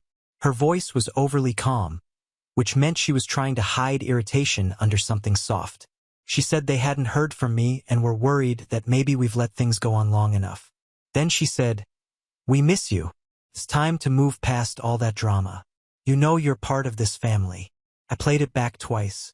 They miss me now. Now that the unpaid labor had stopped. Now that the things I used to fix without question were starting to pile up. It wasn't about me. It was about the void I left. They didn't miss me. They missed the free handyman, the problem solver, the wallet, the one who never said no. But now I was saying no with silence, with boundaries, with space they didn't know how to fill. And I wasn't done yet. About a week after the voicemail, I still hadn't responded. Not a word. And just like that, everything went quiet again. I thought maybe they backed off, maybe started processing what happened. But no, that's not how they work. They don't reflect. They calculate. That's when I got the email from my dad. Subject line: "We need to talk." He never emailed. He barely used his phone except to Google things like how to tell if a potato is bad. I opened it out of pure curiosity. It was short, formal, like he was talking to a stranger. Said they were in the middle of making some updates to the estate planning documents and thought it would be a good idea to have a conversation beforehand. That was the whole email. One vague attempt to draw me back in with the unspoken implication of inheritance. Like I'd trip over myself to rejoin the family if money was suddenly mentioned. I deleted it without replying. That same night, Amanda, my cousin, messaged me out of nowhere. She said she'd been meaning to ask something, but didn't know if it was appropriate. Apparently, my sister had been telling people I bailed on the anniversary at the last minute, that I'd been going through something, and that they were worried about my mental health. She even told Amanda that I'd never actually pay for anything, just offered to, and then ghosted. I just stared at the screen. That was the story they were spreading. So I did what I never usually do. I answered with facts. I sent Amanda a few screenshots. The paid invoices for the catering and tent, the florist's order, the messages where I was cut out of the party, my mom's line, "It's not personal." Amanda responded, "What the hell? I had no idea. They made it sound like you were unstable." Unstable. That word stuck with me longer than I thought it would. After all the years I fixed their problems, covered for their laziness, showed up when no one else would. This was the narrative they pushed the second I said no. And suddenly, it wasn't just about them excluding me from a party. It was about how easily they tried to bury me when I stopped playing the part. So I didn't just sit with it. I acted. I created a group chat, added my parents, both siblings, 2 cousins, and 1 uncle who always liked to stay neutral. I sent a message that simply said, "Since there's been some confusion, I figured it was time to share the full picture." Then I attached the receipts, the text messages, the timeline. I didn't say another word. Then I turned off my phone and went out for a walk. 2 days later, I turned it back on. My inbox was burning. Missed calls from my dad, for voicemails from my mom. A series of angry texts from my sister that went from denial to rage to guilt, and about 30 messages. Even my aunt texted me. Was it really necessary to humiliate everyone like that? Not one apology, just anger that they'd been exposed. I took a long look at every message. Then I got to work. First, I logged into the tax software I'd been using to file for them every year for free. Removed all their profiles, deleted stored documents, disabled autofill. Then I called the HVAC company I'd been paying for to cover their yearly maintenance. The system I'd set up as a favor 2 years ago when they had a furnace issue. Canceled the plan, told them if my parents wanted coverage, they'd have to start fresh under their own name. Then I opened my budget planner. I'd been giving them small amounts here and there for years. Groceries, bills, emergencies that weren't actually emergencies. All of it automatic. I shut it all off. And for the first time in what felt like forever, I felt like I could breathe. Like I had reclaimed something I hadn't even realized I lost. It wasn't revenge. It was release. And they hadn't even hit the final wall yet. By week 4, the silence coming from them didn't feel like retreat. Felt like strategy. They were regrouping. I'd seen this pattern too many times. They weren't going to apologize.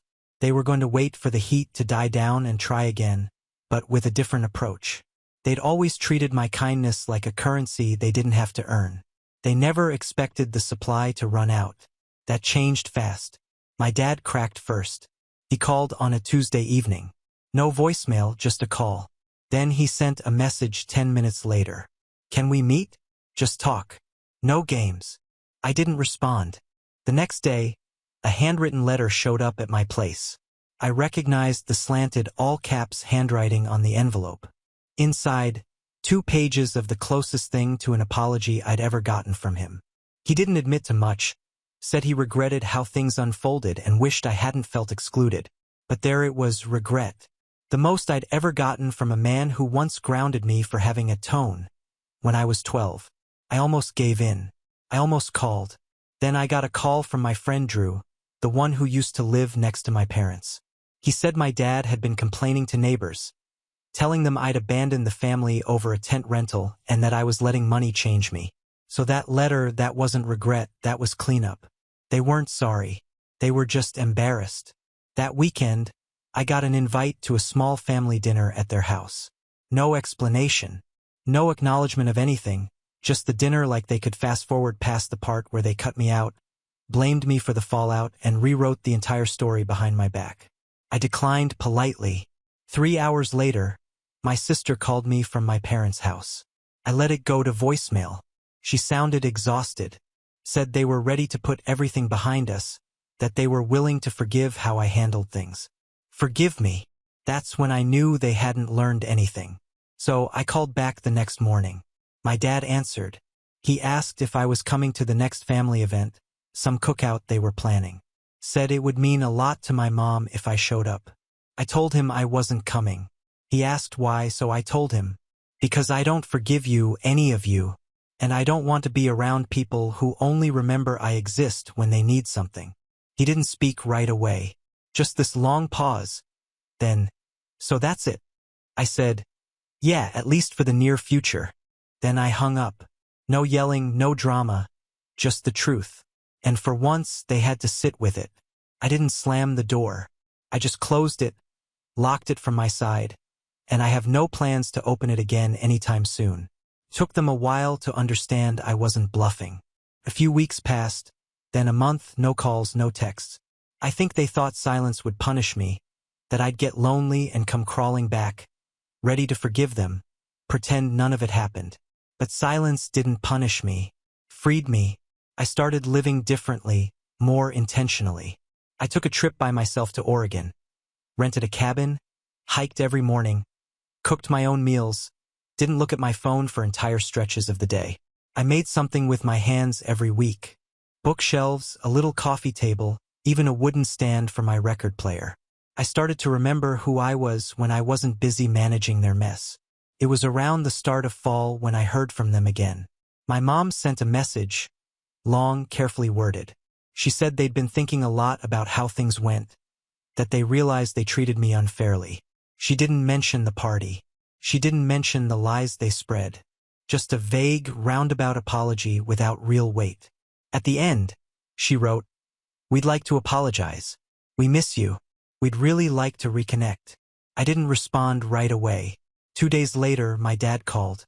This time, he left a voicemail that was less defensive than before. He said they wanted to make things right, that they should have handled things better. I could hear it in his voice. The part of him that was used to winning, to being right, was tired.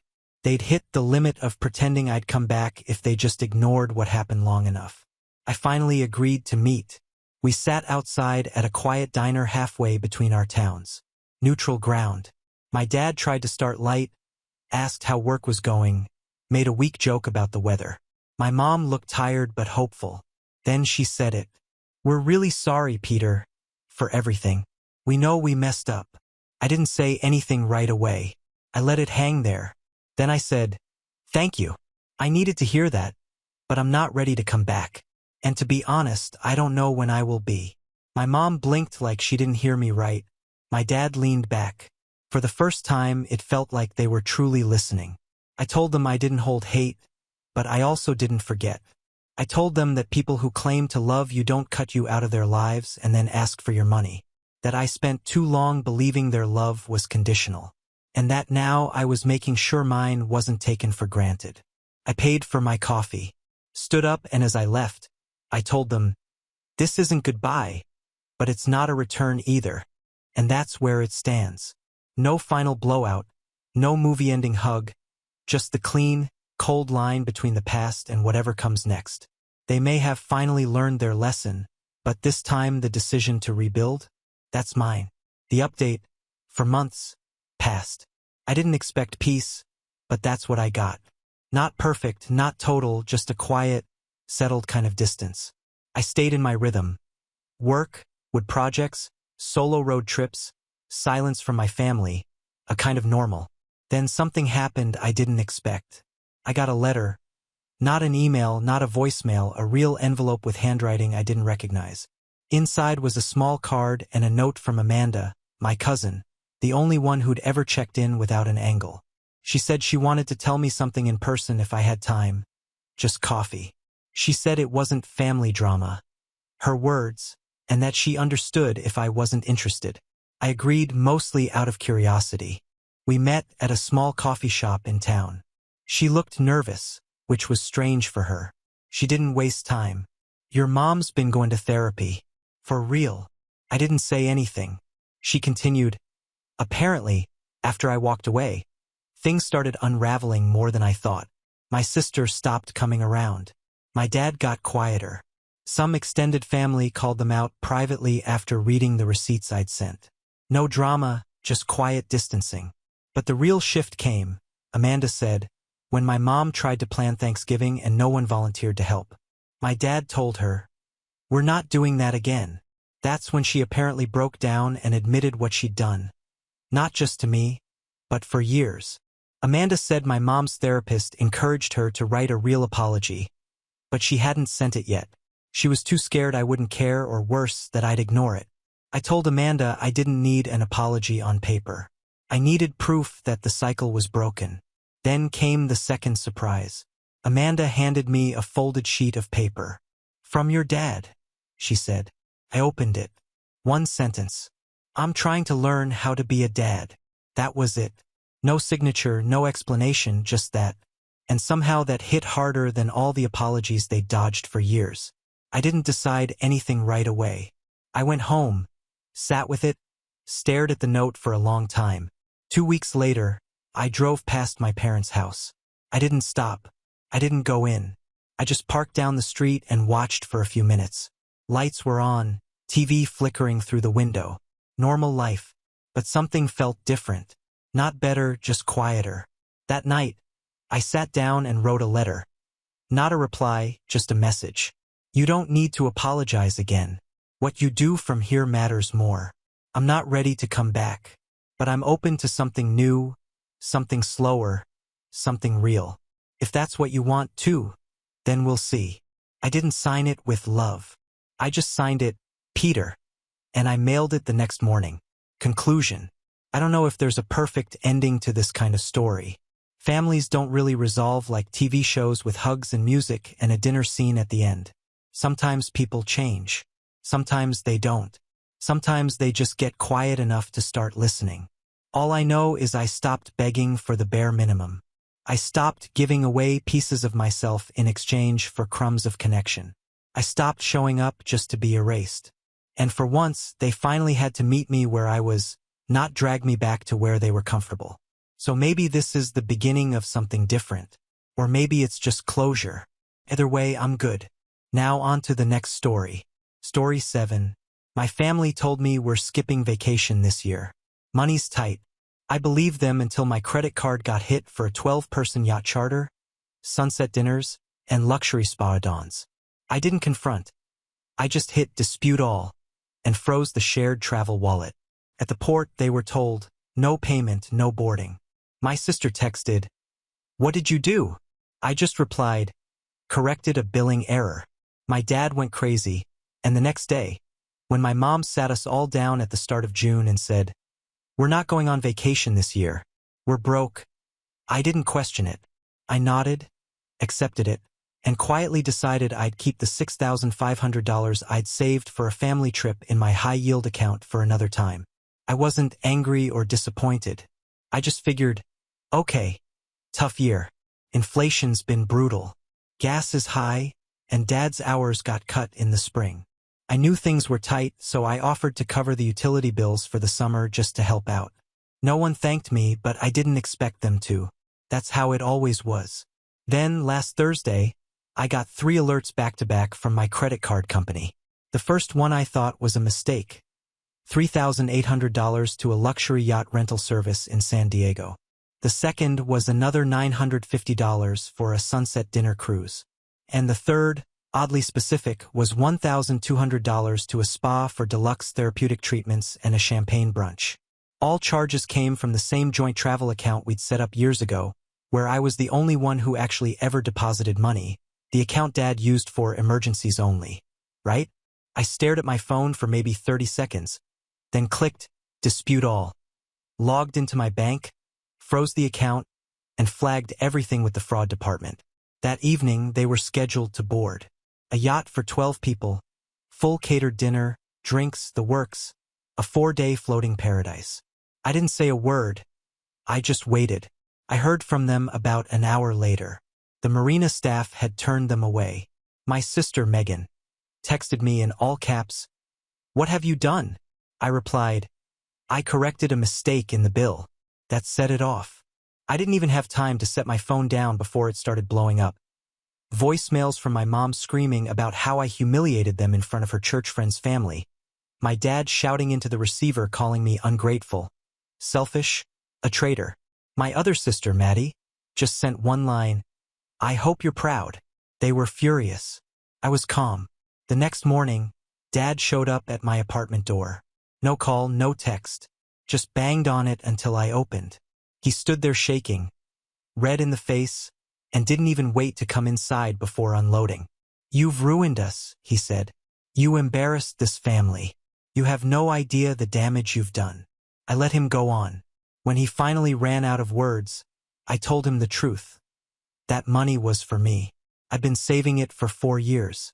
That joint account, I kept it active only for when we traveled together. Not for my parents to go yachting while pretending they couldn't afford a beach motel. And the worst part, I would have helped them honestly if they just asked. Instead, they lied, stole, and gaslit me into thinking we were broke while secretly spending everything behind my back. All because they assumed I'd just never find out. But I did, and I wasn't going to be that quiet, obedient Alex anymore. They didn't know it yet, but that was just the beginning. 2 days passed without a word from them. No texts, no calls. I wasn't sure what to expect, but I knew it wasn't silence. That was never their style. At first, I thought maybe they were ashamed, maybe they realized how far they'd gone this time, but I gave them too much credit. On the third morning, I woke up to a knock on the door. I didn't answer. I already knew who it was. My apartment has a camera in the peephole, and sure enough, Dad was standing there in his old fishing cap, arms crossed, face tight. He didn't leave. He knocked again and again. I watched him through the peephole for almost 5 minutes, then walked away. I went back to bed. He finally gave up. An hour later, the calls started. First from Megan, then Maddie, then Mom. When I didn't pick up, the voicemails started stacking up. That afternoon, Dad finally sent a text. "You're a coward. You humiliated us in front of people who've known us for decades. You ruined a memory your mother worked hard to plan. After everything we've done for you, this is how you repay us? You better fix this." I didn't reply. That evening, I sat down and did something I should have done a long time ago. I opened the joint travel account and printed out every transaction made over the past year.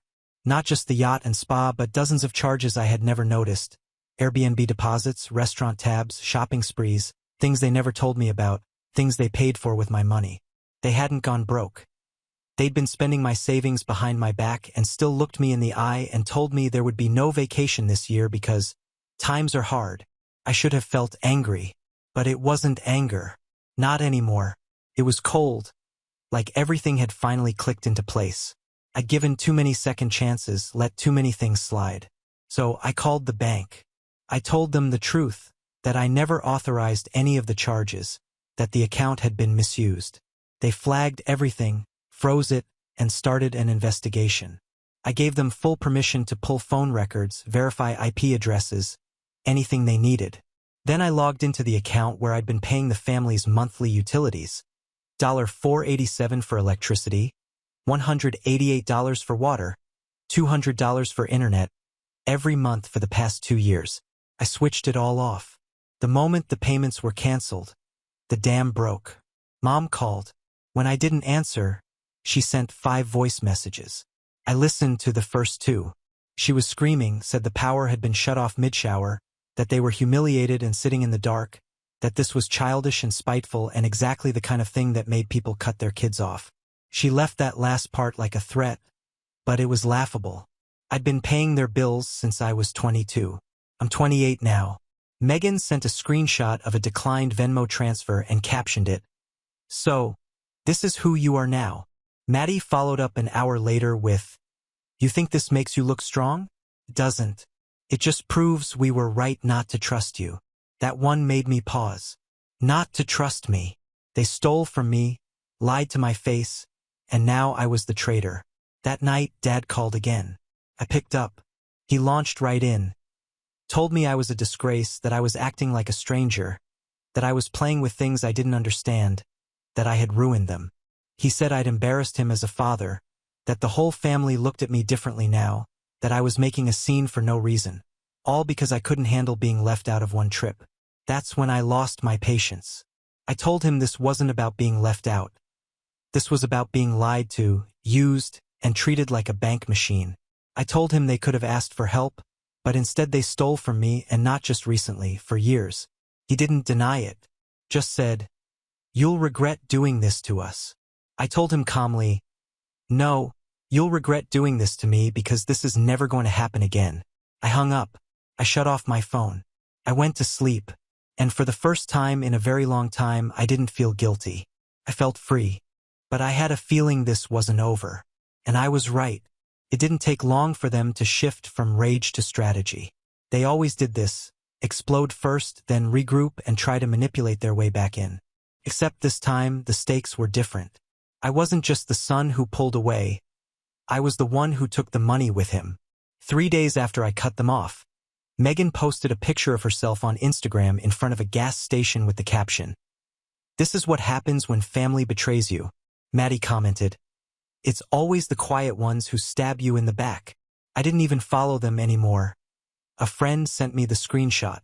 They'd gone public now, spinning the story, painting themselves as victims.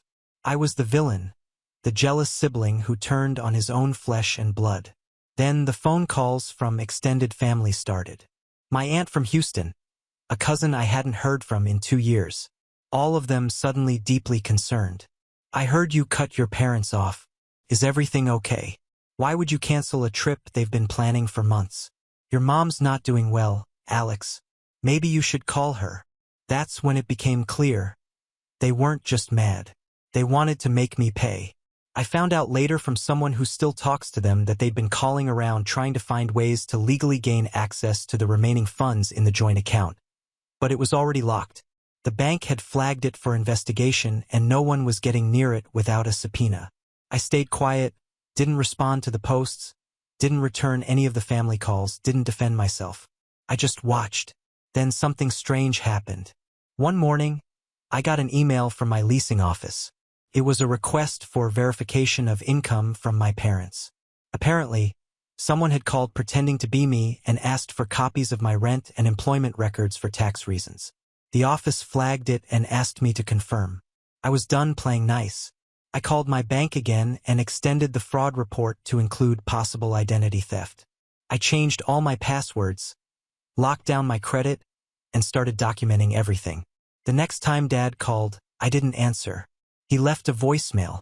I still remember the first sentence. "I don't know who you think you are now, but we're not going to let you destroy this family." It was ironic. They'd stolen from me, slandered me, and tried to access my private records, and I was the one destroying the family. I decided to meet them once, not to make peace, just to see how far they'd fallen into this version of reality they built. We met at a diner halfway between our homes. When I walked in, Dad was already sitting. Megan and Maddie were there, too. Mom walked in last like she was entering a courtroom. They started soft, said they were worried, said they just wanted to talk. Then Megan said, "We all make mistakes, Alex. You could have handled this differently." I asked her, "What mistake did I make exactly?" No one answered.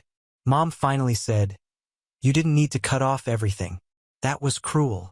I leaned back and told them I was done being the family's ATM. That the line was crossed the moment they used my money and lied about it. That this wasn't about the yacht or the spa or the dinner. It was about the years of taking and never once asking if I was okay. Dad's expression changed. Then he dropped the calm act.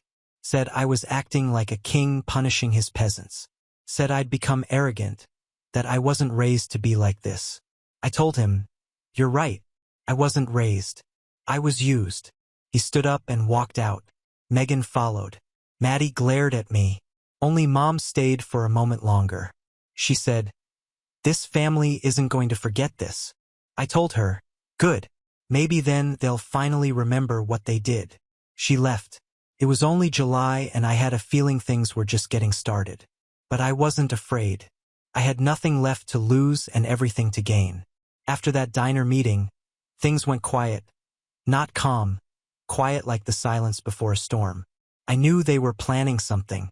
It was never over with them after one confrontation. They weren't the kind of people who accepted consequences. They were the kind who saw boundaries as puzzles to solve. 2 weeks went by. Then the next wave hit.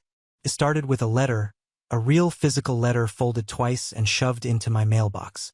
No stamp, no return address, just my name and my dad's handwriting. Inside was a single page, a printed document titled, "Notice of Family Obligation." I actually laughed when I saw it. He tried to make it look official. He said, "I owed the family $23,000 for years of unpaid support and resources given during your upbringing." He listed groceries, utilities from when I was a teenager, even a line item for Wi-Fi access, 2009 to 2016. There was no signature at the bottom. Just 2 words, "Make it right." I tossed it in the trash and blocked his number again. The next day, Megan tried to get into my building. Told the doorman she was checking on her brother. He's having mental health problems. Security had to escort her out when she refused to leave. 2 days later, Maddie tagged me in a TikTok story. A video where she was fake crying, holding an empty fridge door open, captioned, "When your brother cuts you off and your parents can't afford groceries anymore." I wasn't even following her. Someone from work sent it to me. That's when it finally hit me. This wasn't about money anymore. This was about control. They'd lost the leash and now they were flailing. But I stayed calm. I called my HR department and flagged everything. I explained the situation just in case someone from my family tried to contact them, because I wouldn't put it past Dad to fake a reference call or something even messier. My boss was understanding, a little stunned but supportive. Then I checked my Venmo again. Megan had requested $2,500 with the note, "Emergency." Maddie requested $800 with just a sad face emoji. I didn't reject them. I didn't reply. I just left them sitting there unread. Then something changed. That Sunday, I didn't send over the monthly payment for the house bills. First time in 2 years. Nothing for electric, nothing for gas, nothing for internet. I wanted to see what would happen if they noticed. They did. Monday morning, the calls started again. The power had been cut off during the night. They'd called the utility company who told them the automatic payments had been disabled. Internet was already down. By the afternoon, their water bill had gone overdue too. Mom left a voicemail in tears, begging me to just pay this month, and we can talk. Dad texted, "Don't do this to your mother." Maddie wrote, "You're literally torturing us." But I didn't respond. Instead, I sent one final message to the family group chat, the same one they'd used to plan their secret yacht getaway. I wrote, "I'm done being your backup plan. Megan and Maddie are 19 now, adults. Let them get jobs. Let them help you. I spent 6 years paying bills you never thanked me for. I'm not doing it anymore. This isn't revenge. This is clarity." No one replied. For the first time in a long time, my silence was louder than anything they could scream. It took them 2 days to respond to the message I left in the group chat. 2 long, empty days. Not even a typing bubble. I thought maybe they'd finally accepted it, the cutoff, the silence, the end. But no, they were just regrouping. Wednesday afternoon, I got a call from a number I didn't recognize. I let it go to voicemail. A few minutes later, I listened to the message, expecting more guilt or rage. It wasn't either. It was my Uncle Jeff. He hadn't spoken to me in years. He was Dad's older brother, the one they never invited to family events. Always said was a drunk or a flake. But his message was calm and direct. "Hey Alex, it's Jeff. I heard about everything. You don't owe me anything. But if you want the truth about your dad and that money, call me back." I called him that night. He told me things I didn't know, things that made my stomach twist. Like how Dad had been borrowing from other family members for years, using my name sometimes to reassure them that repayment was coming, or how he told people I was handling all the finances now and used that as a cover to collect money from cousins and even one of my mom's old coworkers. Uncle Jeff also confirmed something I'd suspected but never proven. The travel account had been accessed with a clone device. Not from Dad's phone, but from a backup they kept in the house, one I forgot even existed. He told me he saw Megan using it when he visited a few months back. That broke something in me. I had been wrong about the depth of it. It wasn't just entitlement. It was calculated, organized. They knew exactly what they were doing. Then Jeff said something I didn't expect. "I've been thinking about getting a lawyer. You might want to think about it, too. If they start messing with your name or credit again, you'll need to protect yourself." It hit me right then. This was no longer just family drama. This was identity fraud, theft, and the only reason they weren't in jail was because I hadn't pressed charges yet. The next morning, Megan showed up at my office. Security called me before letting her through. I watched on the camera feed as she tried to bluff her way in, saying she had an emotional emergency and needed to see me. I told security to escort her out and document everything. That same day, I got an alert on my credit report. Someone tried to apply for a department store credit card under my name. They used my full name, date of birth, and a previous address. I reported it immediately. That night, I filed an official police report. It wasn't a full criminal complaint yet, but it documented everything. I attached the letter from Dad, the screenshots of the Venmo requests, and the alert from the credit agency. I listed every single thing Uncle Jeff told me, including names. Then I locked my credit for good. The next morning, I got another call, this time from Mom. No voicemail, just a call. Then another, then another. I finally answered. She didn't cry this time. She said they knew I talked to Jeff, that I had no idea what kind of damage I was doing to this family. Then she made it clear, if I took things further, they'd fight back. Be careful, Alex. You're still our son. That was her final card. The last one she had. She thought the word son still meant something that would bind me, but it didn't. What came next was even more unexpected. That night, Jeff called again. He said Dad came to his house, furious, demanding to know what he told me. Jeff said it got so heated that Dad shoved him. Jeff called the police, filed a restraining order. So now Dad had a police report of his own. The structure was cracking piece by piece, and they knew it. I could see it in how quiet they got after that. No more messages, no more fake Venmo requests, no more public posts. They were regrouping again, but this time I had the upper hand, and I wasn't done yet. There was still one thing left they didn't expect. The final step.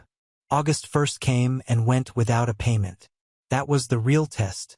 They knew my schedule. I always paid their bills on the first of the month like clockwork. They counted on it. But this time, nothing.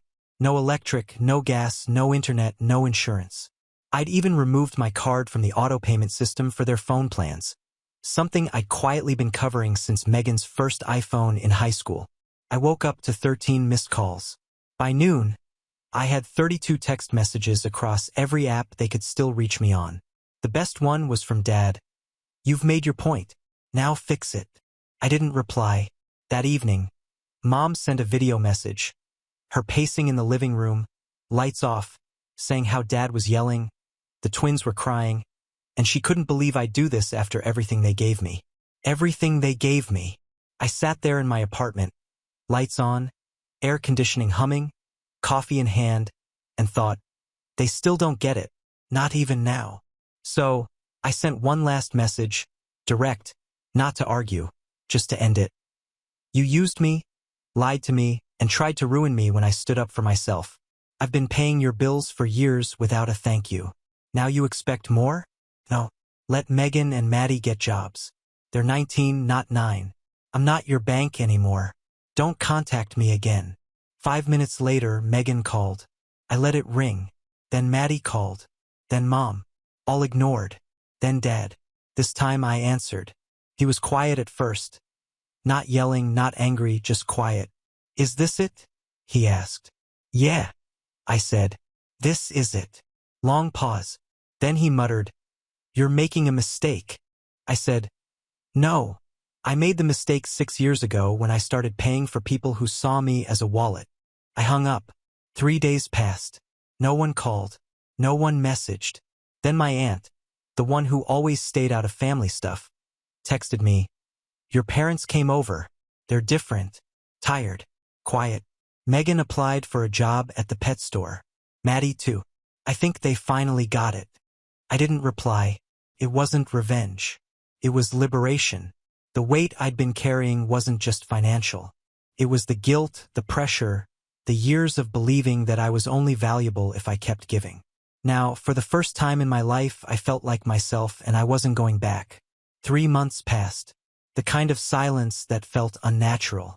No more calls, no texts, no late-night voicemails from Mom blaming me for the state of their lives. Megan and Maddie stayed quiet, too.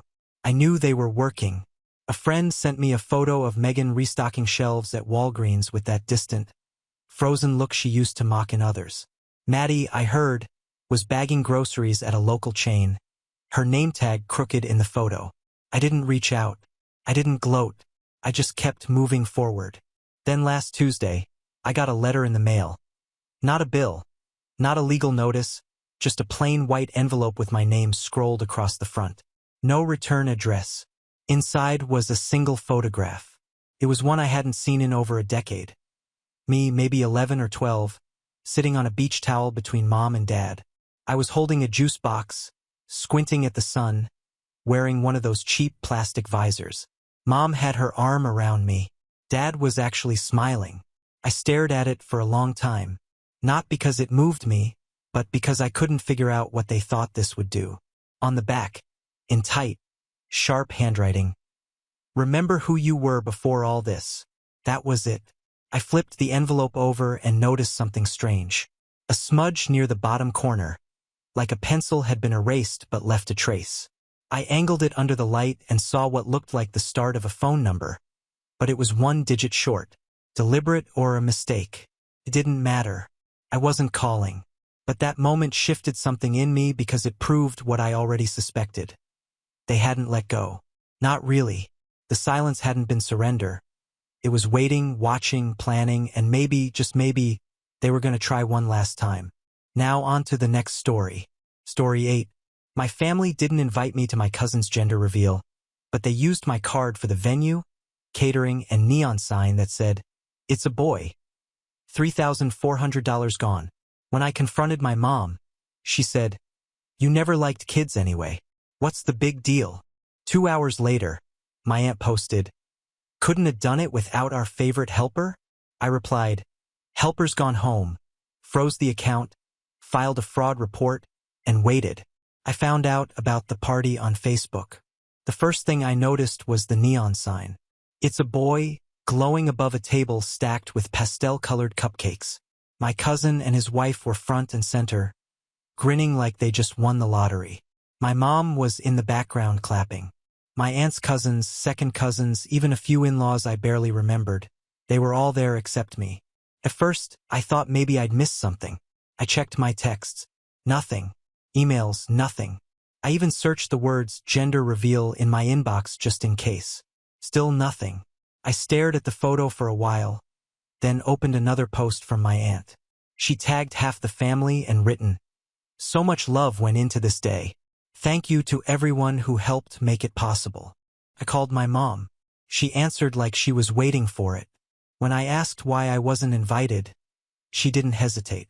"You never liked kids," she said. "So what's the big deal?" Then she asked if I'd seen the little blue baby shoes they put on top of the cake. I didn't answer.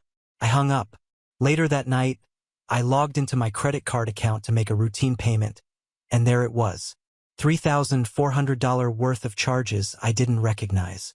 One from a banquet hall, another from a catering company, and a third from a company called Neon Lux.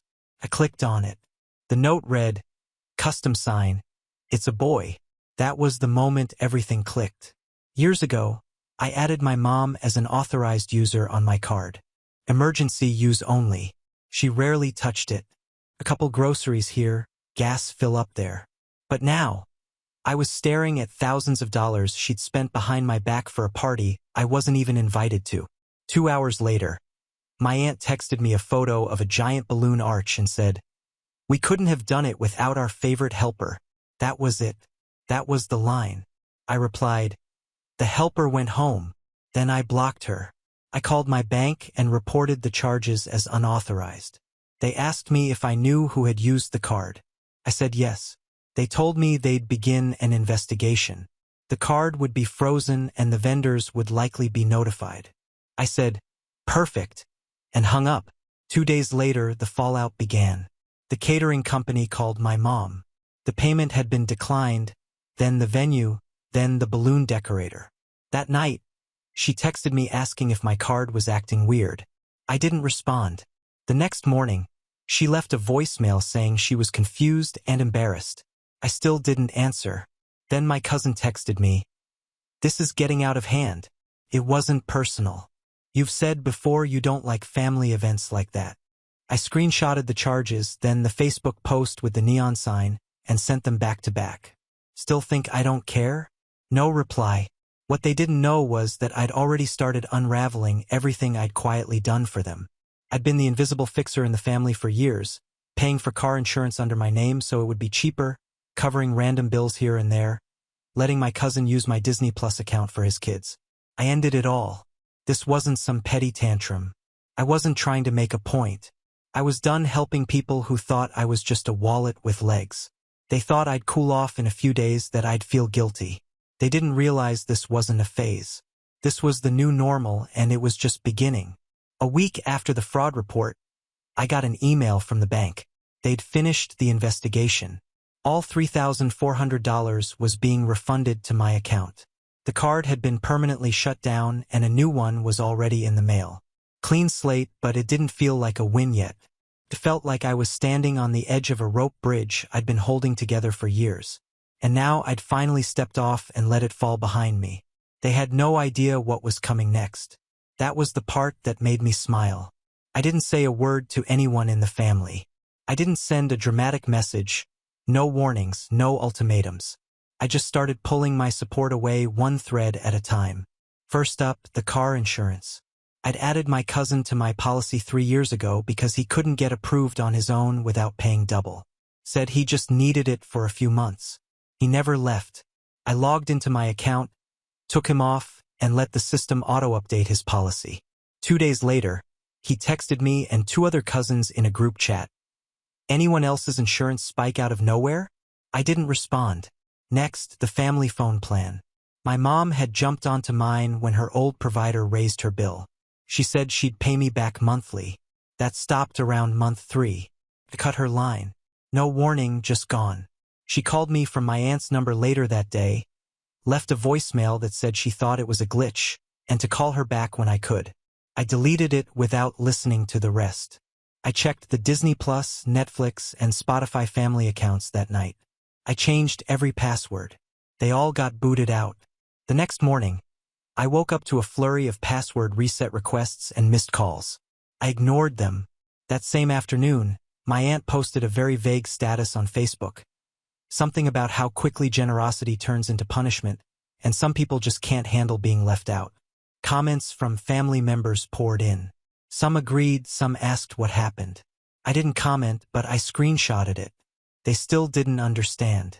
They thought this was about the party, that I was sulking over not being included. They thought if they let enough time pass, I'd get over it. What they didn't realize was that I wasn't angry anymore. I wasn't even hurt. I was done. A few days later, I got a long, performative email from my mom. Subject line, "Let's talk." She wrote that she didn't realize the party was that expensive, that she'd only meant to use my card for a few details, that she thought I wouldn't mind. She wrapped it up with a half-hearted apology and a suggestion that we move forward as a family. I responded with a copy of the credit card statement, line by line, and a one-sentence reply, "You stole from me." She didn't respond, but I knew the silence wasn't peace. It was panic. Then the rest started crawling out of the woodwork. My aunt texted me a fake, cheerful, just checking in message. My uncle, who's barely spoken to me since my dad's funeral, left a voicemail saying we all make mistakes and I needed to let go of the grudge. My cousin, the same one who was completely fine leaving me out of the party, sent me a half-baked apology that ended with, "Hope this doesn't change anything between us." And then the cherry on top, my cousin's wife messaged me. She wanted to know if I'd be willing to chip in for the newborn's first photo shoot. Said I'd always been so generous with family, and they'd love to have me be part of that special gift. I didn't reply. I blocked her and I kept going. I called the storage unit where my aunt kept her clutter under my account because she couldn't put it in her name yet. I shut it down. I canceled a recurring PayPal donation my mom had linked to my account for her church fund. I stopped auto-paying my uncle's internet bill, a favor I took over during the pandemic that never ended. One by one, I erased the invisible web I built beneath them. No yelling, no drama, just silence. And every piece I took away forced them to see what they'd always expected from me and now weren't getting. The crazy part is I still hadn't said a word publicly. No Facebook posts, no family messages, nothing. I let them stew, let them wonder, let them talk about it among themselves because I knew what was coming next. They were going to try to fix it in the only way they knew how, by pretending it never happened. And I was going to let them just long enough to pull off the last piece of my plan. Started with a wedding, not mine, obviously. My cousin's best friend was getting married in the fall, and the family had offered to help with planning. My aunt bragged for weeks about how she was handling the venue. My mom was sorting out the florals and my cousin's wife had a connection for the cake and DJ. I didn't care until I got an email. It was from a local event rental company I'd used for work a few times. They were confirming my involvement in a family-sponsored wedding event. My name was listed as the financial coordinator. My family had used my old work contact to try and run the wedding order through me, assuming I'd just cover it like I always had. I called the company, told them there had been a mistake, and had my name scrubbed from everything. Then I asked them to forward me the inquiry. Sure enough, it came from my cousin's wife's email with a note saying, "Mark will handle billing like last time." That's when I knew they hadn't learned anything. They still thought I'd fold, that I'd come around eventually, that I'd get bored of the silence and crawl back into the background fixing everything again. So I called a lawyer. Nothing fancy, just someone I knew from college who specialized in small claims and family disputes. I gave him the story, the unauthorized charges, the assumption that I'd pay, the message logs, everything. He asked if I wanted to pursue a civil case. I said, "No, not yet. What I wanted was control." A few days later, my lawyer sent certified letters to 3 people: my mom, my cousin, and my aunt. Each letter spelled out exactly what had been spent on my card. Each one had a formal demand for reimbursement under threat of small claims court. Each one listed evidence, transaction dates, screenshots, text messages. They panicked. My mom called me crying, left 3 voicemails in a row. My cousin emailed me a PDF of a fake payment agreement that looked like it had been written in a rush. My aunt called my sister and said I was tearing the family apart. I said nothing. A week later, $3,400 landed in my account from a Zelle transfer with no message attached, just the number. I screenshotted it, saved it in a folder called Closure. Then I blocked the numbers for good. But I wasn't finished. The last piece came quietly. I mailed them each a letter. Nothing dramatic, no speech, just a list of every financial favor I'd done over the last 5 years. Every phone bill, car insurance add-on, emergency payment, streaming account, utility login, gas card, and food delivery I'd covered. No threats, no demands. Just a postscript at the bottom. "You're going to have to figure things out without me now." And I meant it. I'm not angry anymore. Just clean, lighter than I've felt in years. They've started telling people I'm going through a phase, that I got too into therapy, or that I'm just bitter. I let them say what they want. I let them wonder because the truth is I didn't need revenge that screamed. I just needed distance that stuck. And this time it's permanent. 6 months. That's how long it's been since the gender reveal party I wasn't invited to. Since they used my card, my name, and my silence like they always had. And it's been 6 months of the quietest, most satisfying chapter of my life. I haven't spoken to any of them directly. Not my mom, not my aunt, not my cousin. But they still talk about me. That's the part that makes me laugh. Even now, with all the bridges burned and the dust settled, they still find ways to pull my name into conversations I'm not in. A friend from high school sent me a screenshot a few weeks ago. My aunt had posted on Facebook asking for recommendations for affordable photographers who understand the importance of family. The comments were mostly pity and emojis. One of them said, "Hope Mark's doing okay." My aunt replied, "He's just going through something." I'm going through peace. My cousin's wife posted about how her baby shower was more intimate than planned. I found out later they tried to book the same venue as the gender reveal but were blacklisted because of the unpaid balance debacle. They had scraped together something small at a community center instead. No balloon arch, no LED signs, just folding chairs and cupcakes from the grocery store. My mom still tries to reach out, but not to me. She uses my sister now. Passive little messages. "Tell Mark I hope he's well. Let him know I think of him." My sister doesn't pass them on anymore. She used to at first, but even she got tired of the way they kept pretending none of this was their fault. The thing about walking away is that people don't believe you'll really do it, especially when you're the one who always fixes things. I was the invisible glue in the background, paying for the car insurance, quietly covering bills, pretending not to notice when someone forgot to pay me back. I let them think I'd always be there. That was my mistake.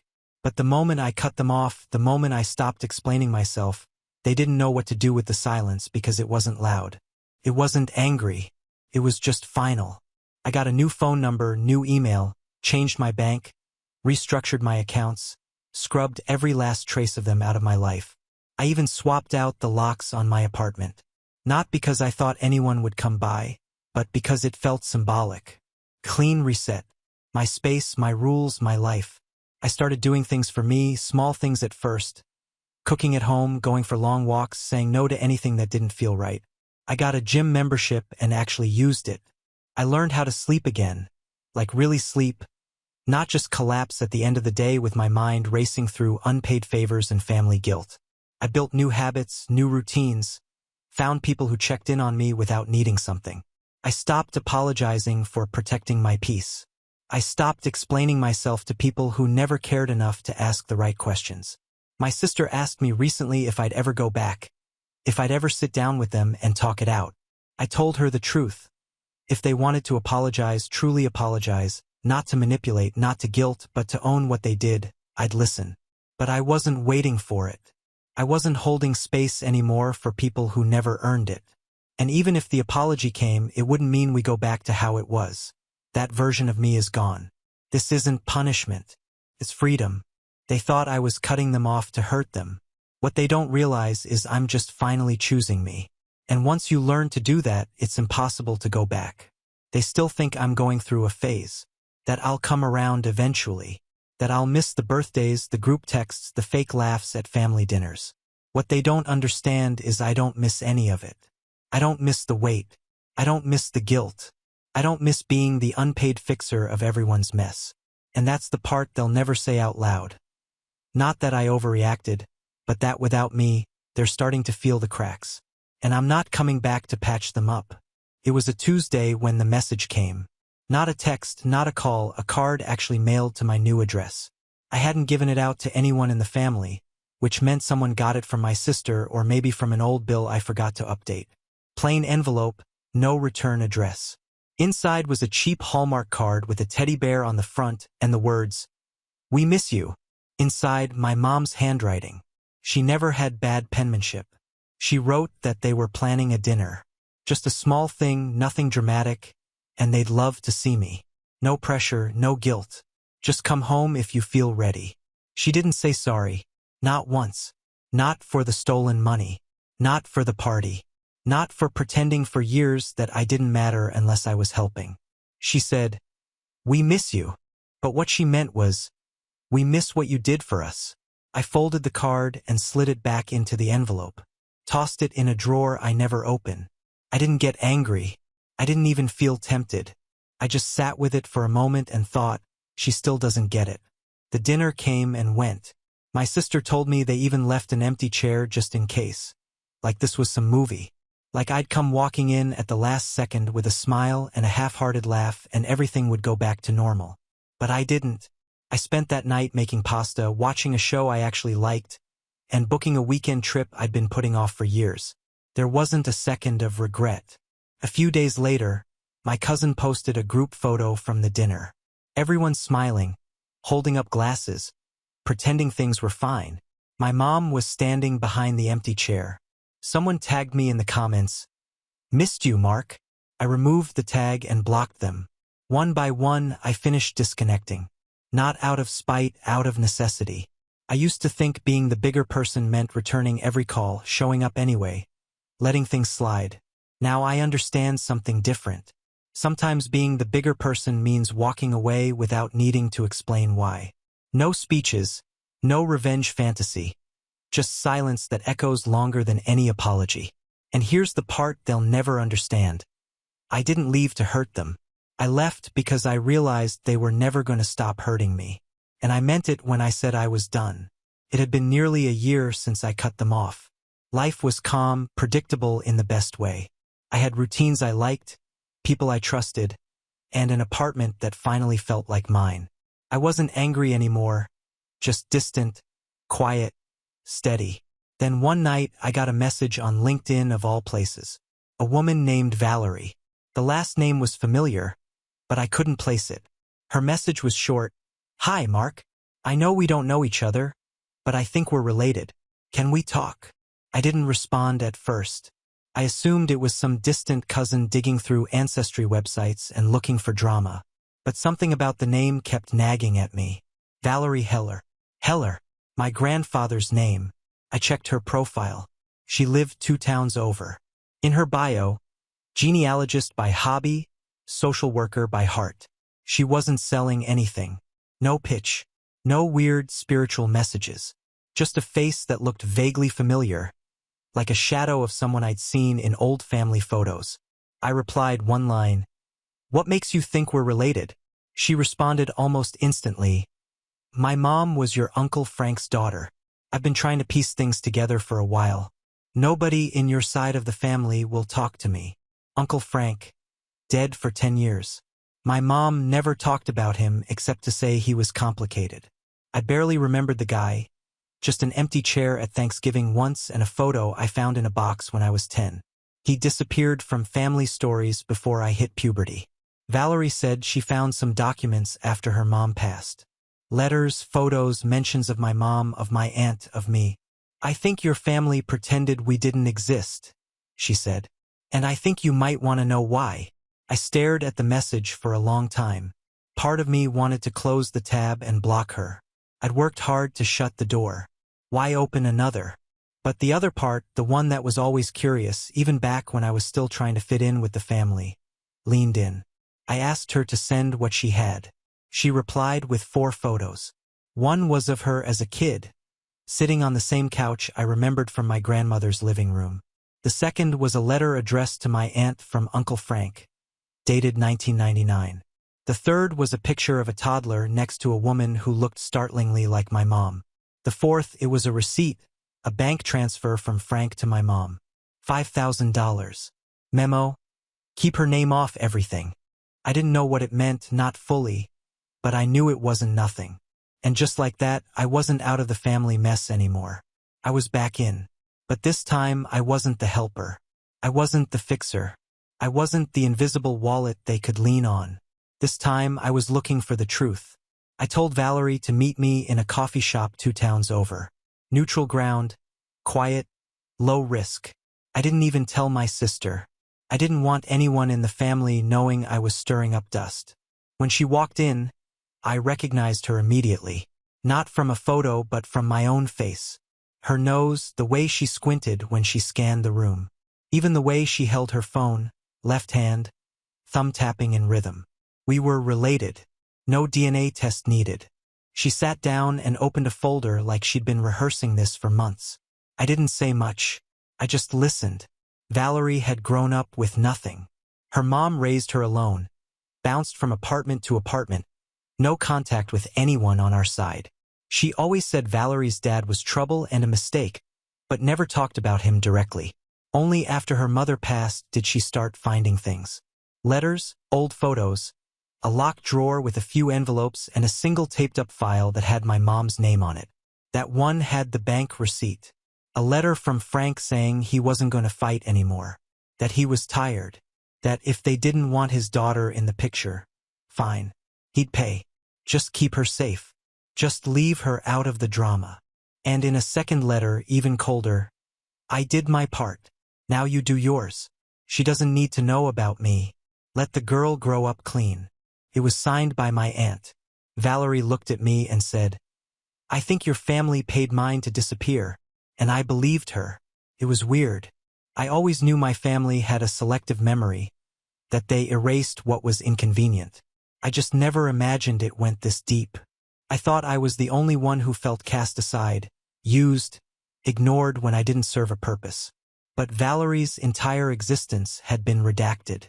And now she wanted in. Not into the family, not into the mess. She didn't want apologies or money. She just wanted to know why. Why had they hidden her? Why did they pretend she never existed? And why were people willing to pay to make that happen? I didn't know yet, but I knew where to start. My grandmother's house had been in the family forever. After she died, it became my aunt's second home, her storage space.